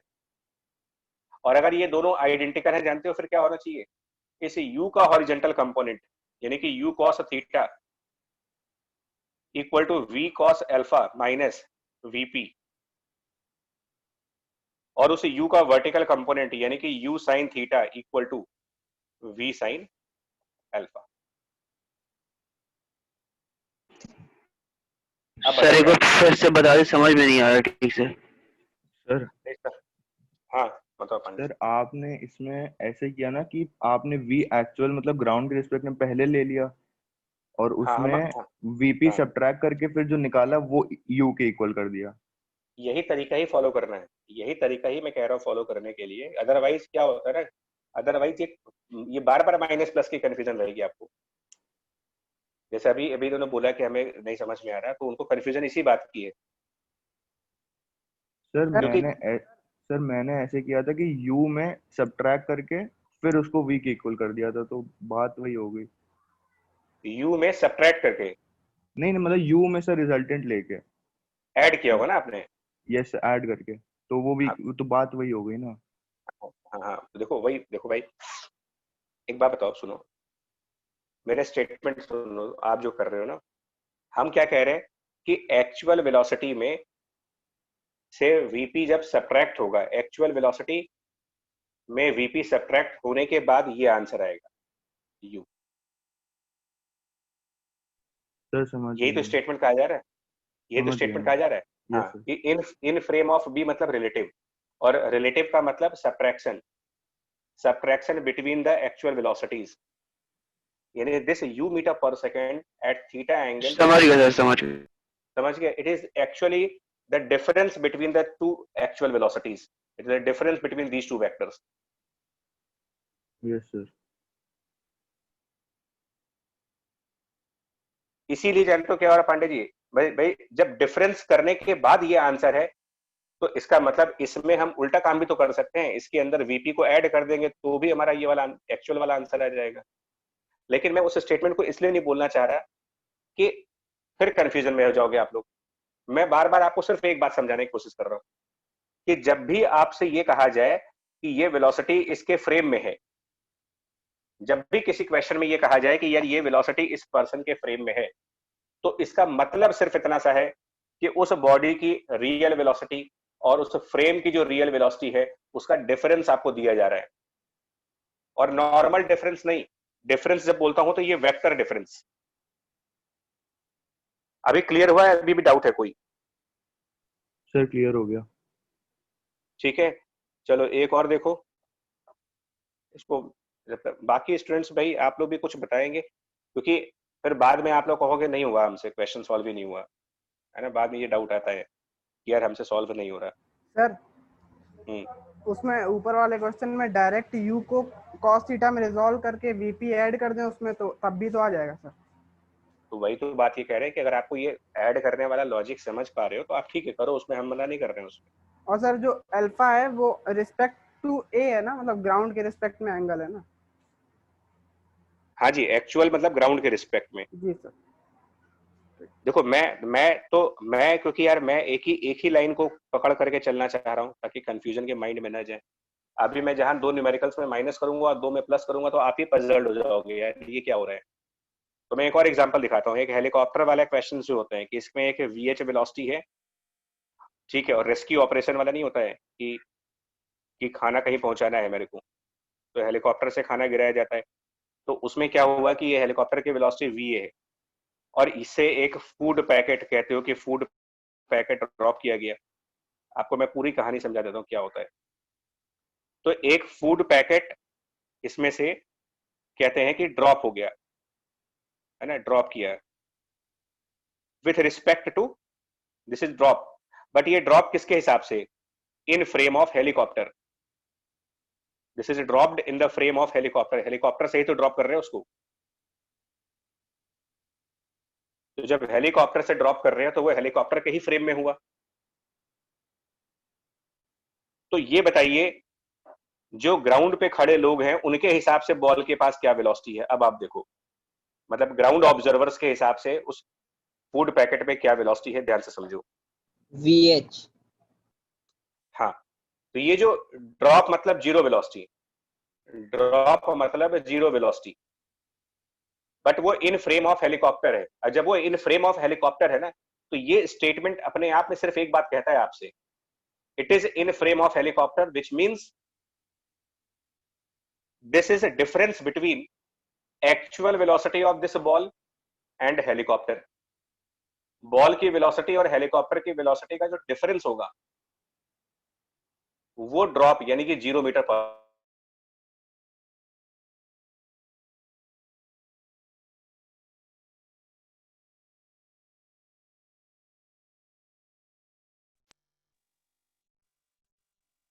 आ रही बात समझ में? इतना टफ नहीं जितना आपको लग रहा है। आपको सिर्फ ये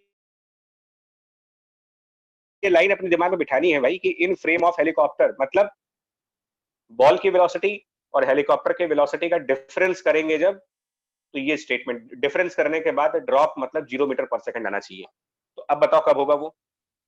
बॉल के पास क्या वेलोसिटी कर दी जाए ताकि बॉल की वेलोसिटी और हेलीकॉप्टर के वेलोसिटी का जो डिफरेंस है वो 0 आए?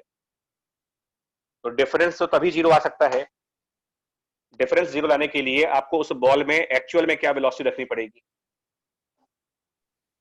VH आएगी ना भाई। जब ये कहा गया ना कि ड्रॉप मतलब 0 metre per second in frame of helicopter, तो it means velocity of this ball minus velocity of helicopter is 0। तो इसका मतलब बॉल की वेलोसिटी वही होनी चाहिए जो इस हेलीकॉप्टर की वेलोसिटी है।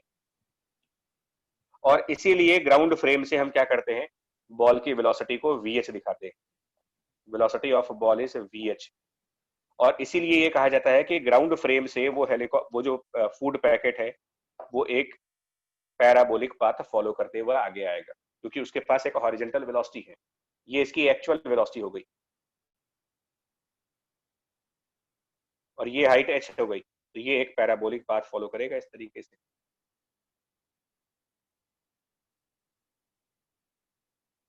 चलिए, काफी हद तक कोशिश की मैंने वेलोसिटीज के बारे में। सर क्लियर है। सर ठीक है सर, हाँ जी बताइए। सर इसमें जो प्रीवियस वाला क्वेश्चन था वो प्लेटफॉर्म वाला, उसमें वो थीटा और अल्फा बराबर नहीं होंगे सर करस्पॉन्डिंग नहीं एंगल के? नहीं नहीं नहीं, एंगल भी बराबर नहीं होते, एंगल भी फ्रेम के अकॉर्डिंग चेंज होता है। बिकॉज एंगल क्या है, y कंपोनेंट ऑफ वेलोसिटी और x कंपोनेंट ऑफ वेलोसिटी का रिजल्टेंट। तो जब वेलोसिटी अलग अलग फ्रेम में अलग अलग आएगी तो उनका रिजल्टेंट का जो डायरेक्शन होगा वो भी अलग आएगा। पर सर देखने में तो करस्पॉन्डिंग एंगल लग रहे हैं। भैया देखने में ना भाई, मैं तो कह रहा हूँ कि देखने में नहीं, आपको इस स्टेटमेंट को बस पकड़े रहो भाई, इस स्टेटमेंट को पकड़ करके न्यूमेरिकल में बैठे रहो। मेरी बात समझो, वो देखने में और इंटेंशंस में ना चीजें गड़बड़ हो जाएंगी थोड़ी, इन सब जी पे सर। करोगे तो। हाँ, चलो अब देखिए, इसमें एक क्वेश्चन ये आता है, जो बड़ा क्लासिकल क्वेश्चन है, मिनिमम डिस्टेंस का एक क्वेश्चन आता है between two objects, between two objects. तो ये बड़ा फेमस क्वेश्चन है, मतलब ये को ना ऐसे कहते हैं कि ऑब्जेक्ट ए और ऑब्जेक्ट बी के बीच में एक डिस्टेंस है। काफी फेमस क्वेश्चन है ये। और ऑब्जेक्ट ए राइट साइड की डायरेक्शन में v1 की वेलोसिटी से चल रहा है और object be up side direction में v2 वेलोसिटी से चल रहा है, और ये दोनों इनकी एक्चुअल वेलोसिटीज हैं। एक्चुअल वेलोसिटी और ये एक्चुअल वेलोसिटी, ये इनिशियल डिस्टेंस इनके बीच में कुछ l है। तो पूछते हैं कि इनमें मिनिमम डिस्टेंस कितना होगा, ए और बी के बीच में मिनिमम डिस्टेंस कितनी होगी और कब होगी, ये क्वेश्चन पूछते हैं। Find minimum distance, find the minimum distance between A and B, ठीक है। एंड ऑल्सो टाइम क्या होगा उसका, मतलब किस टाइम पर होगा वो। तो हालांकि इस क्वेश्चन को करने के 3-4 तरीके हैं, इस क्वेश्चन को करने के बहुत सारे तरीके हैं, लेकिन क्योंकि अब आप लोग बुक्स फॉलो करोगे तो जो बुक्स में तो क्या है ना कि 40 साल से एक ही मेथड चला आ रहा है, कोई अपडेट तो होता नहीं वहां पर। तो देखिए क्या है यहाँ पर, ये जो ए और बी है, हम एक काम करने वाले हैं इसमें। देखो हम क्या काम करने वाले हैं, ऑब्जेक्ट ए और ऑब्जेक्ट बी, ये दो हैं, किसी एक की वेलोसिटी का अपोजिट सुपर इम्पोज करेंगे। तो मैं बी को टारगेट कर रहा हूं, मतलब बी की जो वेलोसिटी v2 है यहाँ पर और ए की वेलोसिटी v1, तो मैं क्या करने जा रहा हूँ, बी की वेलोसिटी का अपोजिट यानी v2 का अपोजिट, तो v2 का अपोजिट यहाँ पर लेके जाएंगे। सो बी हमारा फ्रेम बन गया, क्योंकि ये जीरो वेलोसिटी हो जाएगी, ऊपर v2 नीचे v2 जीरो हो गया, तो ये फ्रेम हो गया। लेकिन ये v2 हम यहाँ पर भी करेंगे, फिर जो काम करना है वो दोनों में करना है। और यहाँ पर v2 करने के बाद, ए वाले में v2 करने के बाद अब जो रिजल्टेंट आएगा, यानी ये, ठीक है, ये कहलाएगा आपका इफेक्टिव यानी कि relative velocity of A with respect to B. इतना सिंपल सा चीज, बार बार मैं इतनी देर से मैं एक ही चीज बोल रहा हूँ, क्वेश्चन बदल रहे हैं, सोल्यूशन चेंज हो रहा है, लेकिन बार बार अभी तक मैंने एक स्टेटमेंट के अलावा दूसरा स्टेटमेंट दिया नहीं तुम्हें, कि दो में से एक को आप जीरो वेलोसिटी पे ले आओ, वो फ्रेम हो गया, यानी फ्रेम का मतलब वो ऑब्जर्वर हो गया। फ्रेम मतलब आप ये भी कह सकते हो कि ये ऑब्जर्वर है और दूसरा वाला ऑब्जेक्ट है।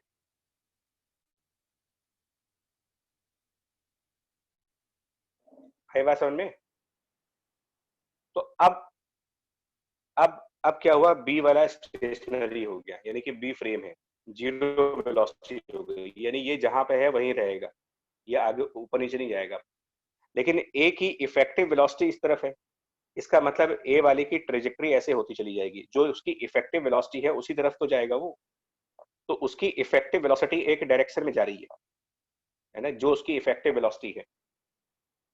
यानी इस लाइन पर आप कह सकते हो कि ये, इसको कहा जाता है कि this is the path of A in frame of B, मतलब बी की नजर में ए वाले की ट्रेजेक्टरी ऐसी होगी। तो उसमें अब, हाँ, अब इसमें बिल्कुल सही, ठीक है, अब इसमें मिनिमम डिस्टेंस कब आएगा बताइए? अगर ऐसा सिचुएशन हो रहा है तो इसमें मिनिमम डिस्टेंस कब आएगी? डोंट नोटिस करो, बी अब रुका हुआ है, बी को आप कंसिडर ये कर रहे हो, बी के लिए ये कंसिडर हो रहा है कि ये रेस्ट पे है, और अब ऑब्जेक्ट ए के लिए ये कंसिडर हो रहा है कि वो किसी एंगल पे चल रहा है, ऐसे चल रहा है। तो एक स्टेशनरी पॉइंट से एक लाइन का मिनिमम डिस्टेंस निकालने के लिए आप क्या करोगे, यहां से एक परपेंडिकुलर ड्रॉप कर दो। अब जब आप ये परपेंडिकुलर ड्रॉप करोगे ना, तो यही मिनिमम डिस्टेंस होगा, तो ये डी मिनिमम कह देते हैं इसको। अब ये निकालेंगे कैसे, ये डी मिनिमम आप कैसे निकालोगे, ये भी एक क्वेश्चन है। सर tan थीटा से क्या? हाँ हाँ हाँ, अब वो तो मैथ आएगी। अब ये टोटल लेंथ एल है, यहाँ पर हम कोई एंगल थीटा मानेंगे ऊपर वेलोसिटी वाली साइड पे, हाँ, और ऊपर सर ठीक है, ऊपर वाले ट्रायंगल में, जो ऊपर वाला ट्रायंगल बन रहा है, ये ऊपर वाला, ये वेलोसिटी वाला ट्रायंगल, इस वेलोसिटी वाले ट्रायंगल से tan थीटा की वैल्यू निकालोगे, तो from the velocity triangle tan theta will B this length v2 divided by v1, ये वेलोसिटी वाले ट्रायंगल से। और tan थीटा अगर इतना होगा तो फिर हम sin थीटा और cos थीटा सब कुछ निकाल सकते हैं ट्रायंगल से ही। It is v2 by root of v1 square plus v2 square, and then हम cos थीटा भी निकाल सकते हैं वहां से, v1 divided by root of v1 square plus v2 square, ये निकाल सकते हो। फिर अब ये डिस्टेंस वाला ट्रायंगल लेंगे, ये वाला ट्रायंगल जो डिस्टेंस वाला है, तो जो डिस्टेंस वाला ट्रायंगल है उसमें ध्यान देना, अगर यहाँ पर थीटा एंगल है, ये एंगल अगर थीटा है, तो ये साइड में 90 माइनस थीटा होना है, ये 90 माइनस थीटा एंगल, और इधर अगर 90 है तो फिर यहाँ पर थीटा एंगल बन जाएगा। तो कुल मिलाकर के आपके पास एक ये ट्रायंगल बन गया। अब ये 90 डिग्री बन गया, यहाँ पर डी मिनिमम, ये एल और ये थीटा, चेक कर लेना। थीटा ये है, एडजेसेंट एंगल साइड पे 90 माइनस थीटा, इधर 90, तो ये थीटा। तो अब ये डी मिनिमम के लिए क्या करेंगे, इस वाले ट्रायंगल में cos थीटा यूज कर देंगे, तो cos of theta will be D minimum divided by L, यानी कि D minimum equal to L and then cos theta जो कि ये है into v1 divided by root of v1 square plus v2 square, ये इसका आंसर होगा।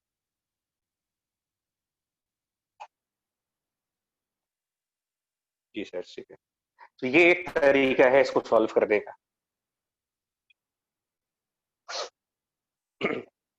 अब ना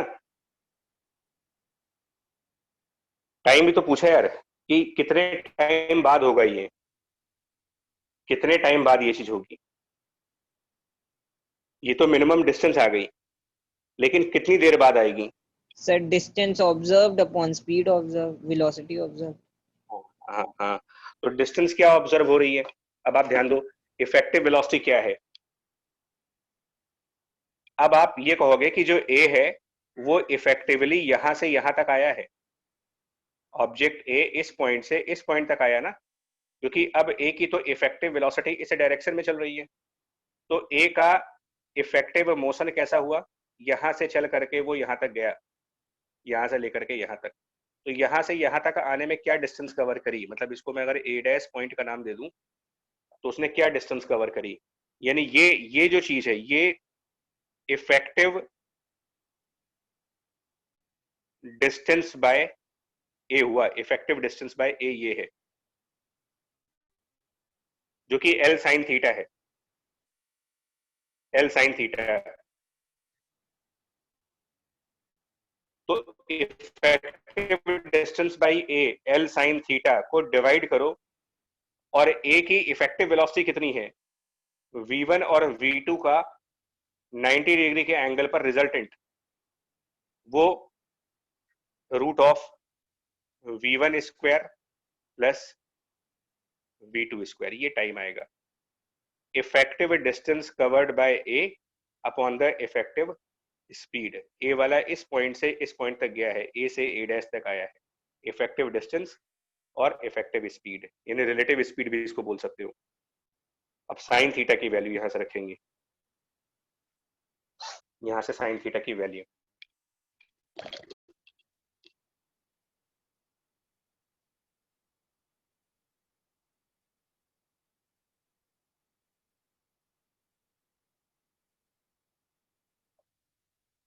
ठीक है पॉइंट।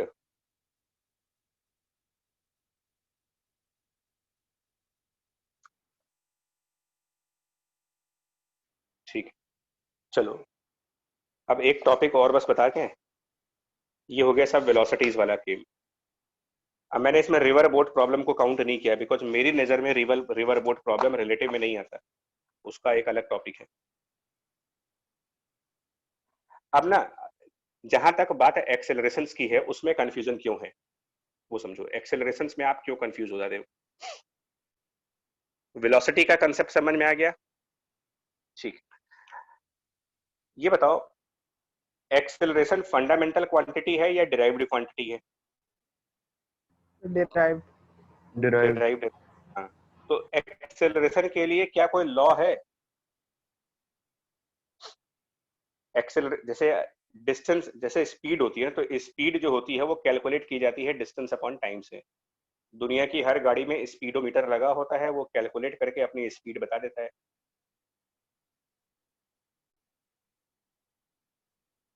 मैं कह रहा हूं एक्सेलरेशन के लिए, देखिए इसमें स्टूडेंट्स क्यों कंफ्यूज है वो समझाता हूं तुम्हें, उनको प्रॉब्लम कहां पर आ रही होती है।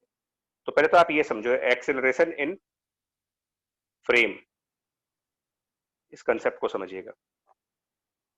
एक्सेलरेशन न्यूटन लॉ के थ्रू आती है। एक्सेलरेशन न्यूटन लॉ ने डिराइव कर रखा है, और एक्सेलरेशन के लिए न्यूटन लॉ ने ये कह रखा है कि acceleration is always force divided by mass, m/m करो और आपको एक्सेलरेशन मिलेगा। लेकिन न्यूटन लॉ एप्लीकेबल कब है? न्यूटन लॉ कब एप्लीकेबल है आप समझो ध्यान से। और कांस्टेंट मास। नहीं, कांस्टेंट मास के लिए नहीं है, ऐसा नहीं है, वेरिएबल मास में भी न्यूटन लॉ चलता है। न्यूटन लॉ की सबसे जो बड़ी लिमिटेशन है वो ये कही गई थी, फ्रेम ऑफ रेफरेंस इनर्शियल होना चाहिए। याद करो, न्यूटन लॉ ने साफ कह रखा है कि जो रेफरेंस फ्रेम है वो इनर्शियल होना चाहिए, तभी आप मेरा लॉ लगा सकते हो, एक्सेलरेशन इक्वल्स टू f/m तभी यूज होगा जब वो फ्रेम इनर्शियल होता है। और फोर्स का क्या मतलब है? फोर्स की सिंपल डेफिनेशन पूछी है ना, फोर्स का सिंपल डेफिनेशन, तो आप कह सकते हो किसी बॉडी पर कोई पुलिंग फोर्स लगी हो या फिर पुल और सिंपल वर्ड्स में पुल और push on the object divided by mass m। ये एक सीधा सा लॉजिक समझो आप। कंफ्यूजन कहां पर है वो बता रहा हूं, कंफ्यूजन यहां से है। इसीलिए जानते हो न्यूटन लॉ के चैप्टर में ना एक स्यूडो फोर्स नाम की चीज आएगी। स्यूडो फोर्स नाम के एक टॉपिक आता है। स्यूडो फोर्स का मतलब एक virtual force, hypothetical force, real force नहीं है वो, एक्चुअल फोर्स नहीं है। तो जो न्यूटन लॉज हैं, मतलब ये A equals to F upon m जो आप लगाते हो पुल और पुश करके divided by m, they are for the frame of zero acceleration.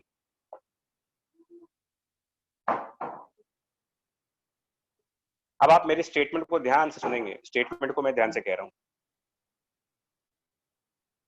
मैं ये यहां पर भी आपको सेम स्टेटमेंट दूंगा,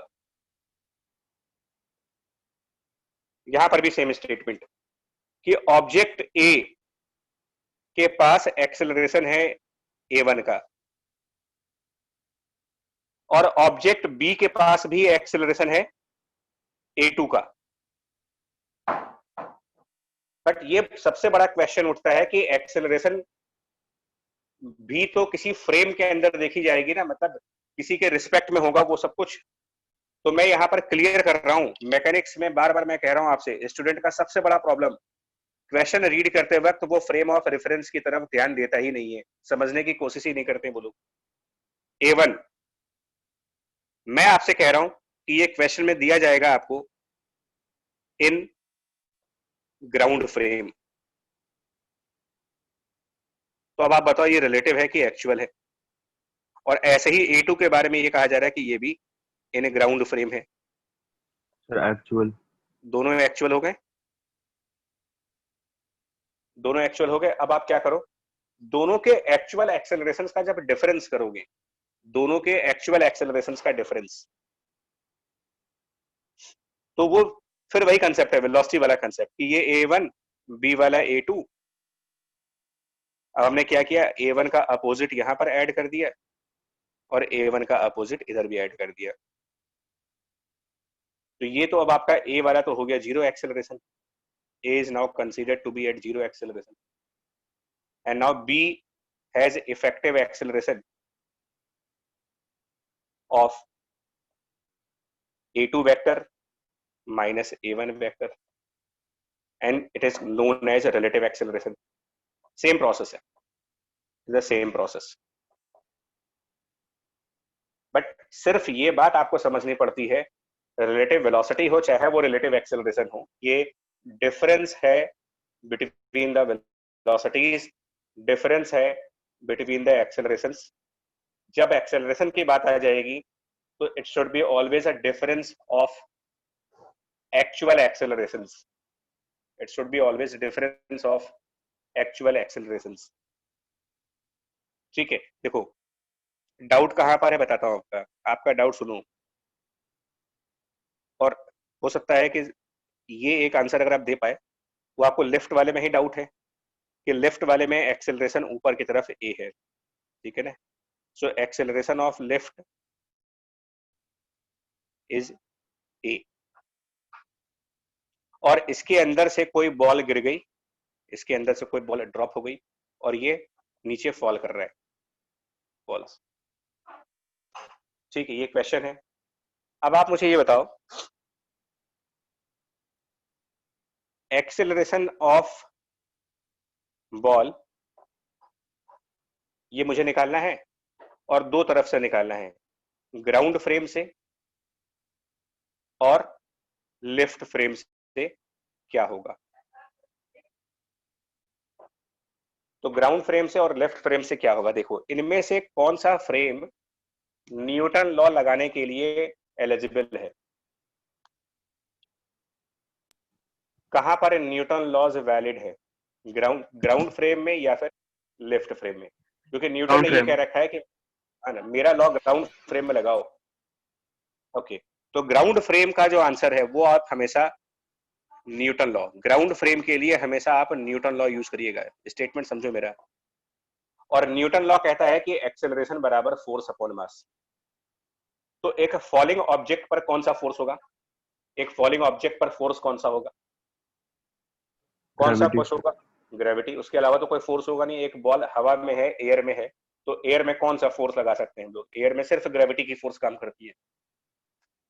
तो इसका मतलब फोर्स बाय मास जब आप लगाओगे, और फोर्स होता है m इंटू जी, एयर के अंदर बॉडी का फोर्स होता है mg, तो mg को जब m से डिवाइड किया तो ग्राउंड फ्रेम के हिसाब से इसकी एक्सेलरेशन सिंपली g हो गई, g downward. Acceleration is g downward. Left frame से a माइनस जी कि g माइनस है, सॉरी g माइनस है।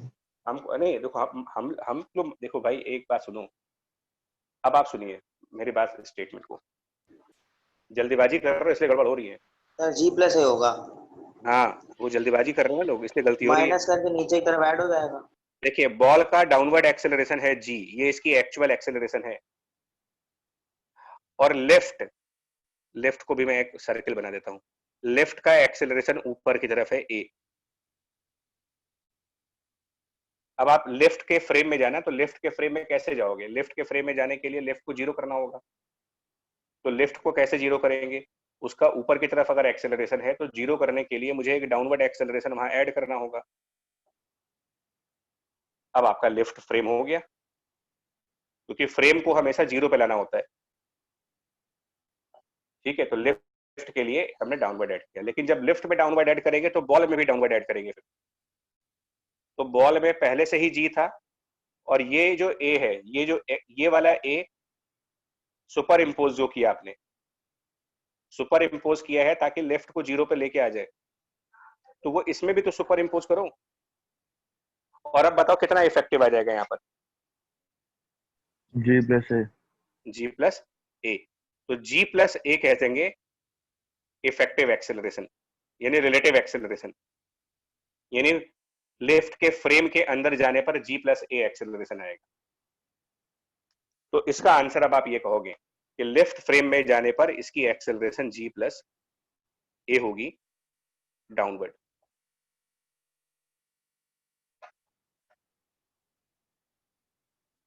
प्रॉब्लम सिर्फ यहां पर है लोगों को समझने में कि वो लॉज को प्रॉपर तरीके से जानते नहीं है, उतना आइडिया नहीं। ग्राउंड से फिर से बता दीजिए, ग्राउंड फ्रेम। ग्राउंड फ्रेम का जो एक्सेलरेशन है ना, वो देखो, ये हम लोग समझते हैं पहले कि एक्सेलरेशन किसी भी फ्रेम से, मतलब ग्राउंड फ्रेम से अगर हम बात कर रहे हैं तो वो फोर्स और मास का रेशियो रहेगा हमेशा। न्यूटन लॉ वाला चैप्टर ही इसीलिए है। न्यूटन लॉ ने यही बताने की कोशिश की थी कि एक बॉडी का एक्सेलरेशन कितना होगा, ये आप कैसे मालूम कर सकते हो। तो अगर एक बॉडी की एक्सेलरेशन पता करनी है तो आपको ये पता करना पड़ेगा कि उस बॉडी पर फोर्स कौन सा लग रहा है। और एक बॉडी अगर फ्री फॉल कर रही है, हवा में है, तो उस पर इकलौता फोर्स काम करता है, वो भी ग्रेविटी का, m इंटू जी का। तो mg force divided by mass m से एक्सेलरेशन मिलेगा आपको।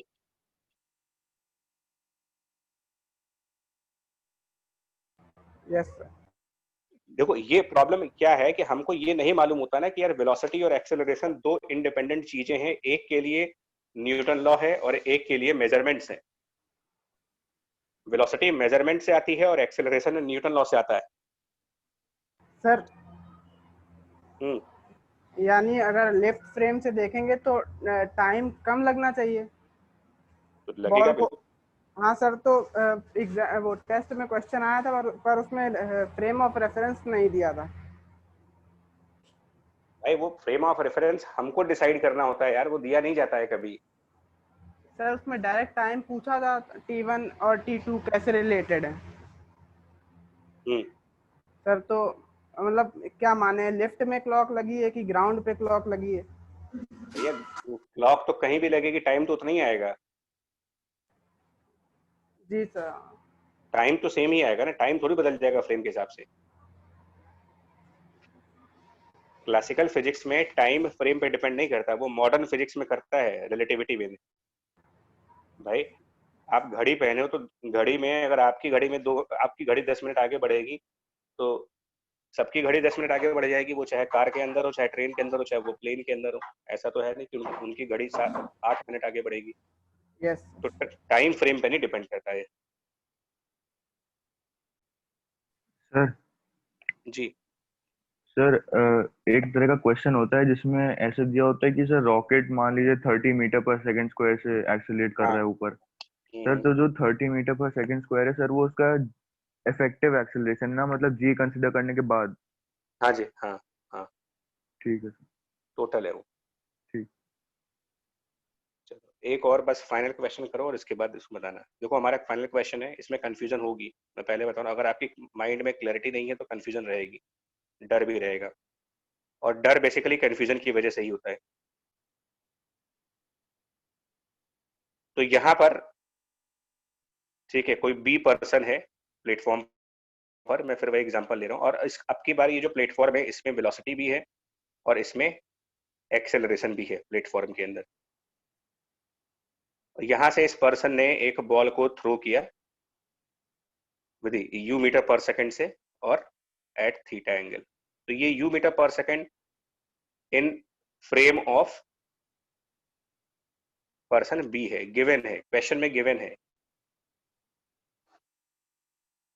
इसीलिए अपनी रीडिंग स्किल्स बढ़ाओ, रीडिंग स्किल्स बढ़ेंगी तो क्वेश्चन अपने आप समझ में आएगा। और ये जो वीपी है ये प्लेटफॉर्म की वेलोसिटी है at the time of throw, क्योंकि एक्सेलरेटेड प्लेटफॉर्म है तो वेलोसिटी बदलती रहेगी इसकी। तो ये भी पता होना चाहिए कि प्लेटफॉर्म की बॉल थ्रो करते वक्त की क्या वेलोसिटी थी, आगे वाली वेलोसिटी से हमें मतलब नहीं है। अब अगर आपके माइंड में क्लैरिटी है, अगर आपको इतनी बातें जितनी देर से मैंने समझाने की कोशिश की, अगर आपने इसको समझा है, तो मेरे को दो बातें यहाँ पर एक चार्ट के फॉर्म में समझने को दो। दो बातें एक चार्ट के फॉर्म में, कि अगर हम ग्राउंड फ्रेम यूज करेंगे तो बॉल की क्या वेलोसिटी होगी और बॉल की क्या एक्सेलरेशन होगी।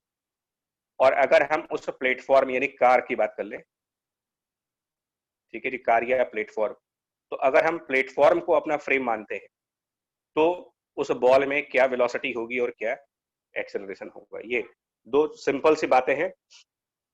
पहले एक्सेलरेशन की बात कर लेते हैं, पहले एक्सेलरेशन की बात करो। इनमें से कौन से फ्रेम का एक्सेलरेशन आप न्यूटन लॉ से निकाल सकते हैं?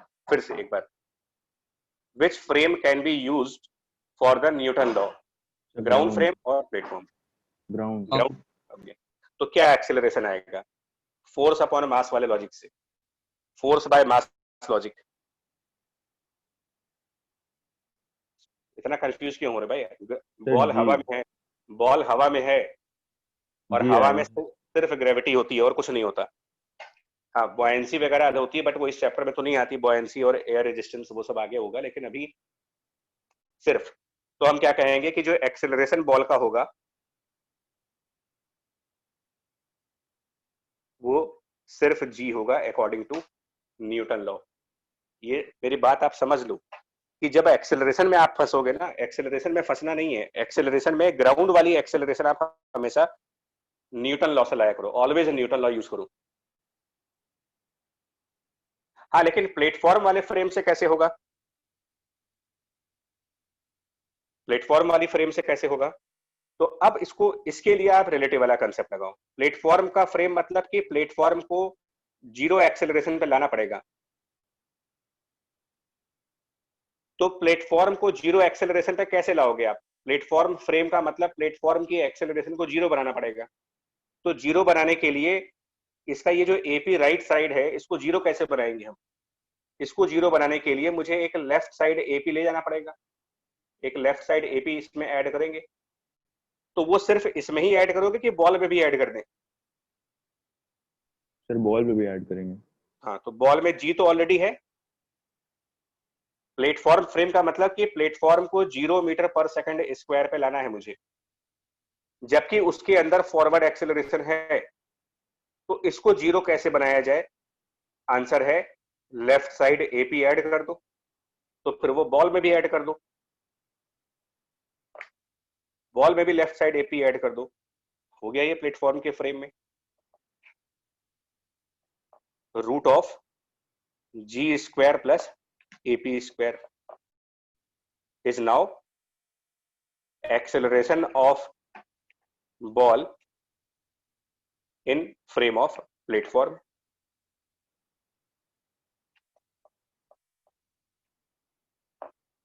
बात आई समझ में आपको कि नहीं? देखो, यस सर।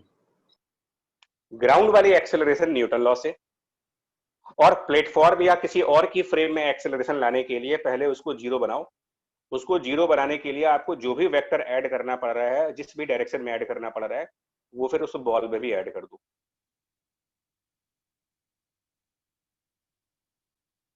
अब बात करो वेलोसिटी की।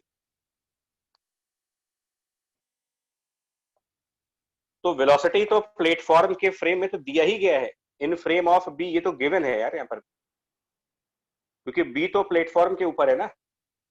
तो वो तो ऑलरेडी आपको दे रखा है कि प्लेटफॉर्म के फ्रेम में उस बॉल की वेलोसिटी u और थीटा एंगल है, इसमें हमें कुछ करना नहीं है, गिवन इन प्रॉब्लम है ये।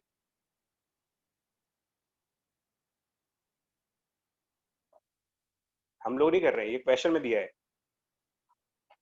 और ग्राउंड वाले फ्रेम की वेलोसिटी निकालने के लिए मुझे उस स्टेटमेंट को याद करना पड़ेगा। क्या? कौन सी स्टेटमेंट को याद करना पड़ेगा इसमें? कि प्लेटफॉर्म के फ्रेम में जो वेलोसिटी दी गई है, ये बॉल की एक्चुअल वेलोसिटी नहीं है, ये उसकी एक्चुअल वेलोसिटी नहीं है। ये चीज बॉल की एक्चुअल वेलोसिटी और प्लेटफॉर्म के वेलोसिटी का डिफरेंस है, डिफरेंस है ये। तो डिफरेंस के पहले क्या रहा होगा? अगर डिफरेंस करने के बाद ये आंसर है, तो डिफरेंस के पहले लाने के लिए डिफरेंस के पहले क्या रहा होगा ये चीज? उसी के लिए मैंने अभी पीछे भी यही काम किया, तो फिर यही पे काम करूंगा। उसी के लिए मैं इसको v और अल्फा मान रहा था, पीछे भी और यहां पर भी, कि मैं ये मानूंगा कि इसका एक्चुअल में ये है, और इस एक्चुअल में से प्लेटफॉर्म वाले का जब डिफरेंस करेंगे, प्लेटफॉर्म वाले का डिफरेंस करेंगे, इसमें से प्लेटफॉर्म का डिफरेंस यानी कि सबट्रैक्शन, तब मेरे को ये मिलना चाहिए। तो डिफरेंस कैसे करोगे? इसका हॉरिजॉन्टल कंपोनेंट है v cos अल्फा और प्लेटफॉर्म माइनस vp, डिफरेंस हो गया। तो डिफरेंस के बाद ये आपका u cos थीटा होना चाहिए, और वर्टिकल डायरेक्शन में v sin अल्फा equal to u sin theta. यही एग्जांपल पीछे भी किया था और यही एग्जांपल फिर कर रहा हूं।